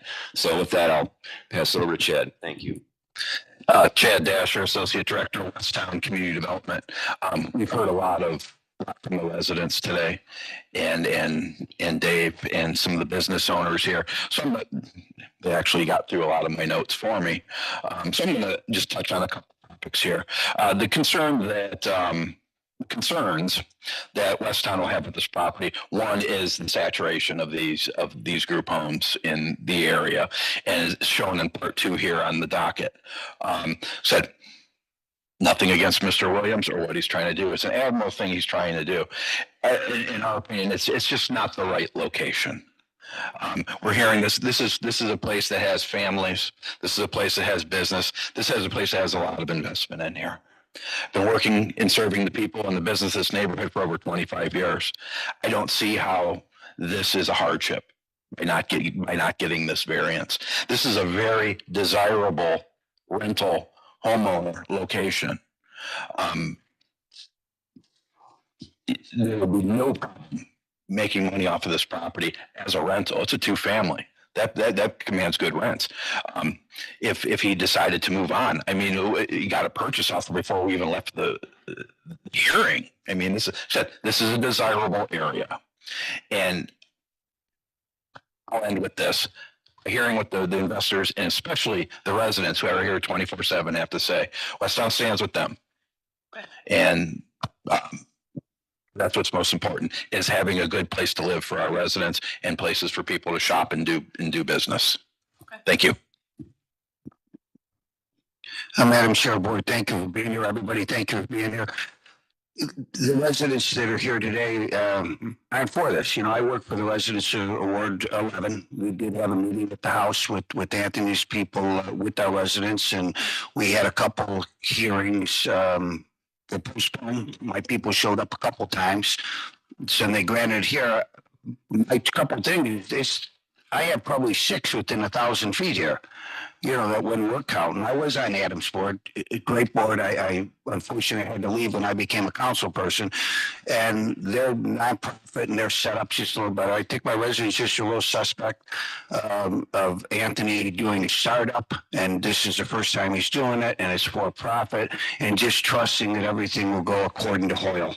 They just don't believe it. 1,000 foot, you know, that we put a codified ordinance there, 1,000 foot. I don't know how we can have 6 of them, 3 listed, and I counted 3 more, and still say that we really ought to consider this. There's a reason that we have 1,000 foot. Obviously, there was some problems somewhere down along the line. As far as the hardship is concerned, what he wants to do is admirable, but that is an area where it's all families. He can rent that and not have a hardship financially, or he can probably sell it. Once again, I represent Ward 11. I work for my people here. We've had a couple meetings. I know he said he had a couple letters. I was at the one meeting when we left. Some people were still entertaining it, others weren't. But today, I don't have anybody in support of it. So I have to go on with my residents that they just don't think this is the proper place at the time with the startup for profit, with no background, no history. They're just suspect folks. That's all. So thank you for listening, everybody. I appreciate it. Angels keep. All right, I'll give you an opportunity to respond to the comments that you have heard here today. Okay, thank you. Most of the concerns that they're saying that they're having is from the homeless over there. That's what I'm hearing. There's a lot of the homeless folks that's right over there on Lorraine by Amir's, where he said his business is at. That's their fight that they're battling. I'm not taking away from any of them, but that's not the community that I am trying to serve. I'm not serving the homeless there. That's what they having their problem with. And the other group homes, I don't know if they even have a program. It sounds like they're housing them. Like they just live there. Of course, they're going to live at my property, but they're going to have a program. They're going to have something to do. They're not just going to be sitting around going to and fro, to and fro, to and fro. That's what they're having a problem with, the people in the community, because that's what the homeless problem that they're having. This is not that. What I'm offering here, I'm offering a solution. They are being housed. And then you said Amir back there, and I think it was another guy back there. They said they have businesses over there. They're serving. I want to have my business and serve as well. That's on Lori. No back and forth, please. We got one person with the floor. Go right ahead. I want to carry out my passion and my drive and my vision of what I have for set up for these residents to come here. This is a program. It's not self-centered. This is for people that needs a need. And that's what I'm proposing here. I hear everything. I heard him at the community meeting. I'm listening to him, to every single one of them now. I'm not dispatching none of their feelings, their emotions, and what they have dealt with. It's totally understanding. But what I'm proposing is different from what they are dealing with. It's not the same kind of folks that is on the business that I say, okay, come in here and live here. No, this is a program that's set up for some folks that's highly functioning, and it's going to get the help that they need. Everybody wasn't against it, but most of the folks showed up. is against it, that's sitting back here behind me, which is fine. If they don't agree with it, they don't have to agree with it. But the program is there. That's why I got folks that been in the business for 30 years to ensure that I don't fail. Now, I can't promise anybody I can't make a mistake. I'm human. Everyone can make a mistake. That's just going to happen. But at the end of the day, I have a business plan. I have programs for the residents. I don't know what the mother homes are offering. I'm about 300 feet outside of that zone where my property sits. And the problem that they have is Daddy said, right around on the rain. I know exactly where it's at. That's going towards 105, like he said, by Wingstop. I'm down the street to the left and around the corner, more east to that. So I know what they're talking about, because I know the area. Can you speak to whether residents will be freely coming and going? Say it again. Can you speak to whether your residents will be freely coming and going? My residents will be going to programs. I mean, I can't tell that you can't go outside. That's holding somebody against their will. But here's the thing. If the residents start to perform in a state, I do not have to house them. I can get right with the caseworker and say, hey, Mr. William is no longer a good fit for me anymore. And that resolves the problem. Right there. So like they said, I am going to interview folks, and they can put on a good facade, but then the patterns is going to start to show. Once the patterns start to show, you out. Period. You do not fit for my program. Okay. Any other questions from the board? Madam Chair, Mr. Williams, there were several people who mentioned, we were talking about the economic feasibility of the property if you're not awarded this variance. And so I'd like to hear you respond to some of the statements around there are other uses that are still economically viable. Okay, no problem. If I purchased a home to rent the home, that's what I would have been doing. If I wanted to turn the home to an Airbnb, that's what I would have did. If I wanted to have someone rent the home, that's what I did. I would have did that. But that's not my intent at all. My intent is to have a program in line for these folks that has the need. He got a restaurant that he said that's what his intent was. He wanted a restaurant. They got a locksmith company. That's what they wanted, a locksmith company to provide the service. I'm not providing a service for a rental property. I'm not settling for that. My program is going to work. I worked it. All right. Any other questions from the board? Hold on one second, you guys. Any other questions from the board? I guess one question, this might be for Xavier. Do we know if the Ignatius, the Adams Board property, is that within the buffer? This is Xavier Bay from Cleveland City Planning. I just pulled up the zoning map, and it doesn't look like we currently have them listed as a Class 2 or 3 residential facility. So I just wanted to put that into the record. And then they are about 1,026 feet away. I do see Shannon Leonard with her hands raised as well to clarify. Shannon, please chime in. Good morning, Madam Chair. Shannon Leonard, Chief Zoning Administrator. The Adams Board facility is considered a correctional halfway house and not a level 2 residential facility, so the buffer does not apply to them. Got it. Thank you so it's- much for clarifying yeah, right. So that. it's not a residential facility. They don't sleep there. They just. Or they do, but it's just a different type. Oh, they It's do. it's a Okay. halfway house and not a residential facility. Okay, so that is helpful. Do you have other questions based on that? No, that's it. All right, so there were a few hands. We have been doing this for quite some time, so I do have to move on. I will give you 30 seconds. Mr. William, I'm sorry, go ahead. I was gonna go to her, but you're in it. Go right ahead. We need the microphone. Who has it? I'll hand it to you, dear. Okay. What I want to say, it's homeless people everywhere you go. Homeless people is everywhere. What's the difference is him? Okay, I'm gonna ask. What if he would have housed ladies? Would y'all community would have felt safer? Okay, so what if somebody else would have bought the home and they just big drug dealers? You never know what you get when you get people into your area. Nowhere. Anybody could have bought that home and been a big drug dealer. Or a whole lot of things going on into the home that I bought. You don't know who I'm bringing in there, but you can't tell me who to bring in and out of there because it's my home. You know what I'm saying? So what is the difference? It's Wait a minute. Wait. We cannot have multiple people It's speaking at once. residential. All right, one person at a time. And right now she has the floor. You've got about 10 more seconds. Yeah, it is residential. I understand that.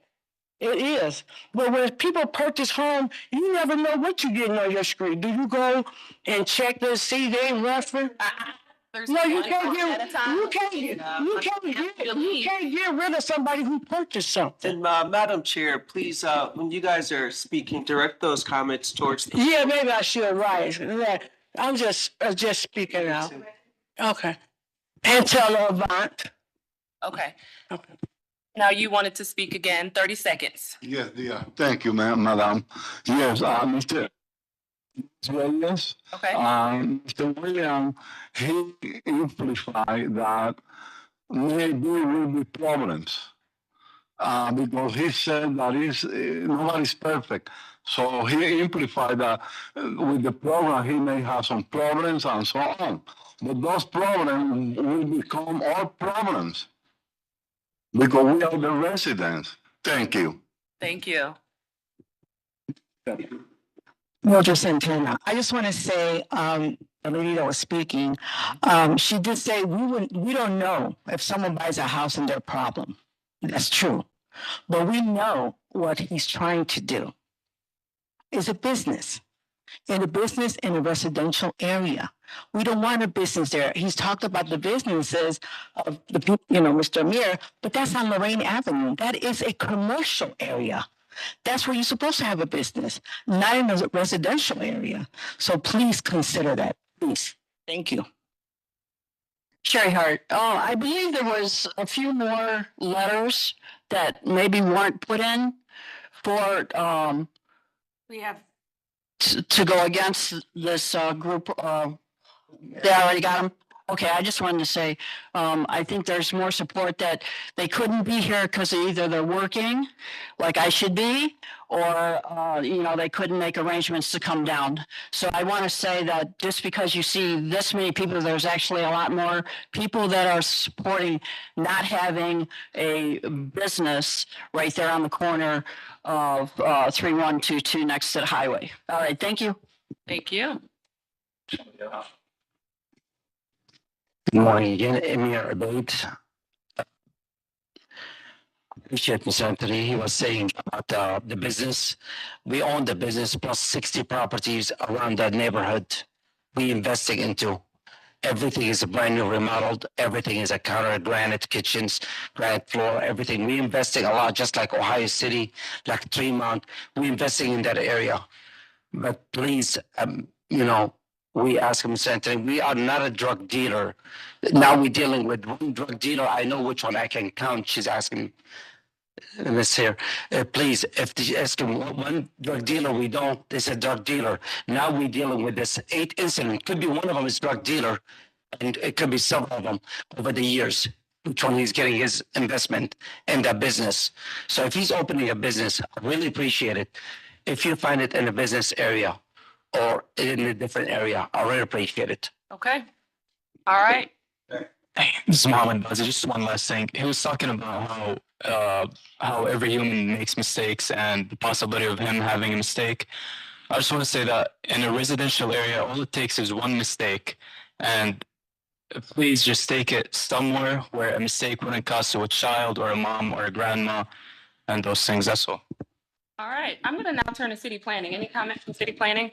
Sure, may I have a last comment? Oh, yes, please. It's just, I think it probably would have been in foresight a little better for Anthony to come ahead of time and find out whether or not the community wanted this instead of first purchasing it and then saying this is what he wants for it and this is what he wants to do. Because there was some passionate back and forth here, and many times in my ward, it's just you always look back and wish somebody would have got a hold of the CDC or my office and had that meeting before he purchased it, because we're here where we are now because he's purchased for a specific reason, knowing that he didn't have the variances for it, and he had to come here and not talking to the residents to see what they felt about it. But everybody's been very great here, and I appreciate that. Thank you very much. Thank you, Councilman. All right, city planning. Thank you, Madam Chair. My name is Xavier Bay, representing City Planning. This case was heard, the proposal was heard by City Planning Commission March 21st, in which the commission had granted a conditional use approval for having a residential facility of 6 to 8 occupants. And their rationale for approval was based on the project fitting the context of the neighborhood. So the review is more so, the design compatibility of the project. And the vote was 3 in favor and 2 no's, and so it was passed. Okay, that is helpful context. Thank you so much. I will call for one last round of questions from the board before we move to a vote.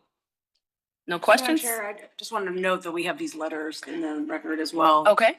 Is there additional correspondence, Madam Secretary? No, just that we did receive 5 letters. I believe 3 people were present and 2, I can't read their writing, but I don't recognize the letters. So we have 5 total. And I think 2 were not present. 2 people were not present, but 3 are here today. Got it. All right. And they're all opposite. In opposition. Okay, that's helpful. All right, I'll entertain a motion.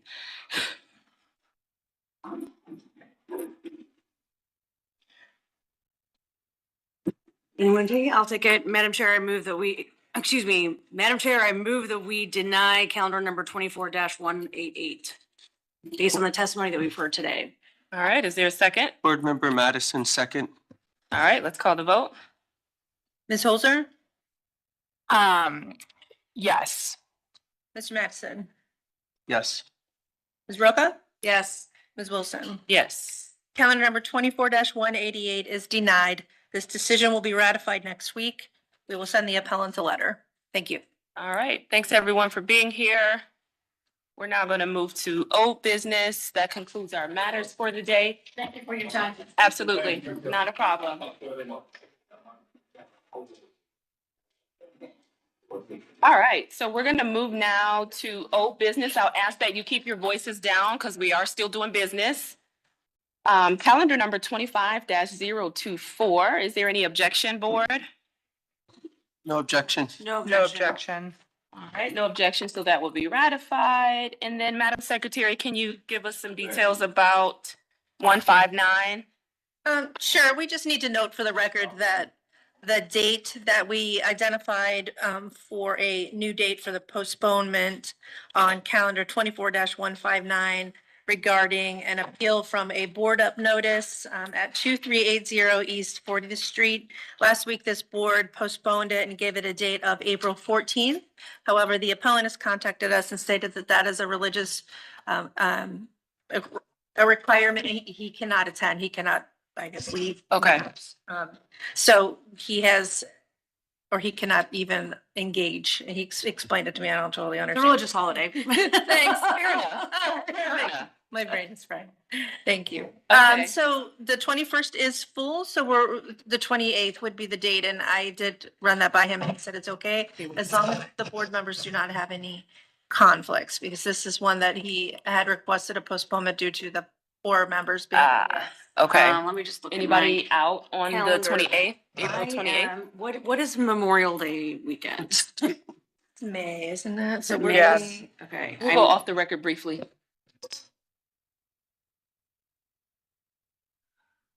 Memorial Day is May 26th.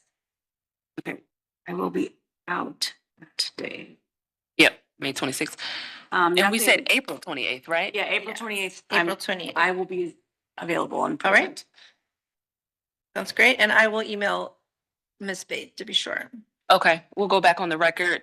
So then we'll move calendar number 24-159 to April 28th, pending Ms. Faith will be available. I guess if she's not available the following week, which hopefully she is. But Okay. there's no issues with the following week for anyone? That would be May 5th then. May 5th? All right, so April 28th, if Ms. Faith is available. If she's not, we'll move it to the 5th. Sounds great. Thank you. All right, so that concludes our old business. It is 11:39 and I will adjourn. Ciao. Thank you. Thank you. Thank you. Oh, shit.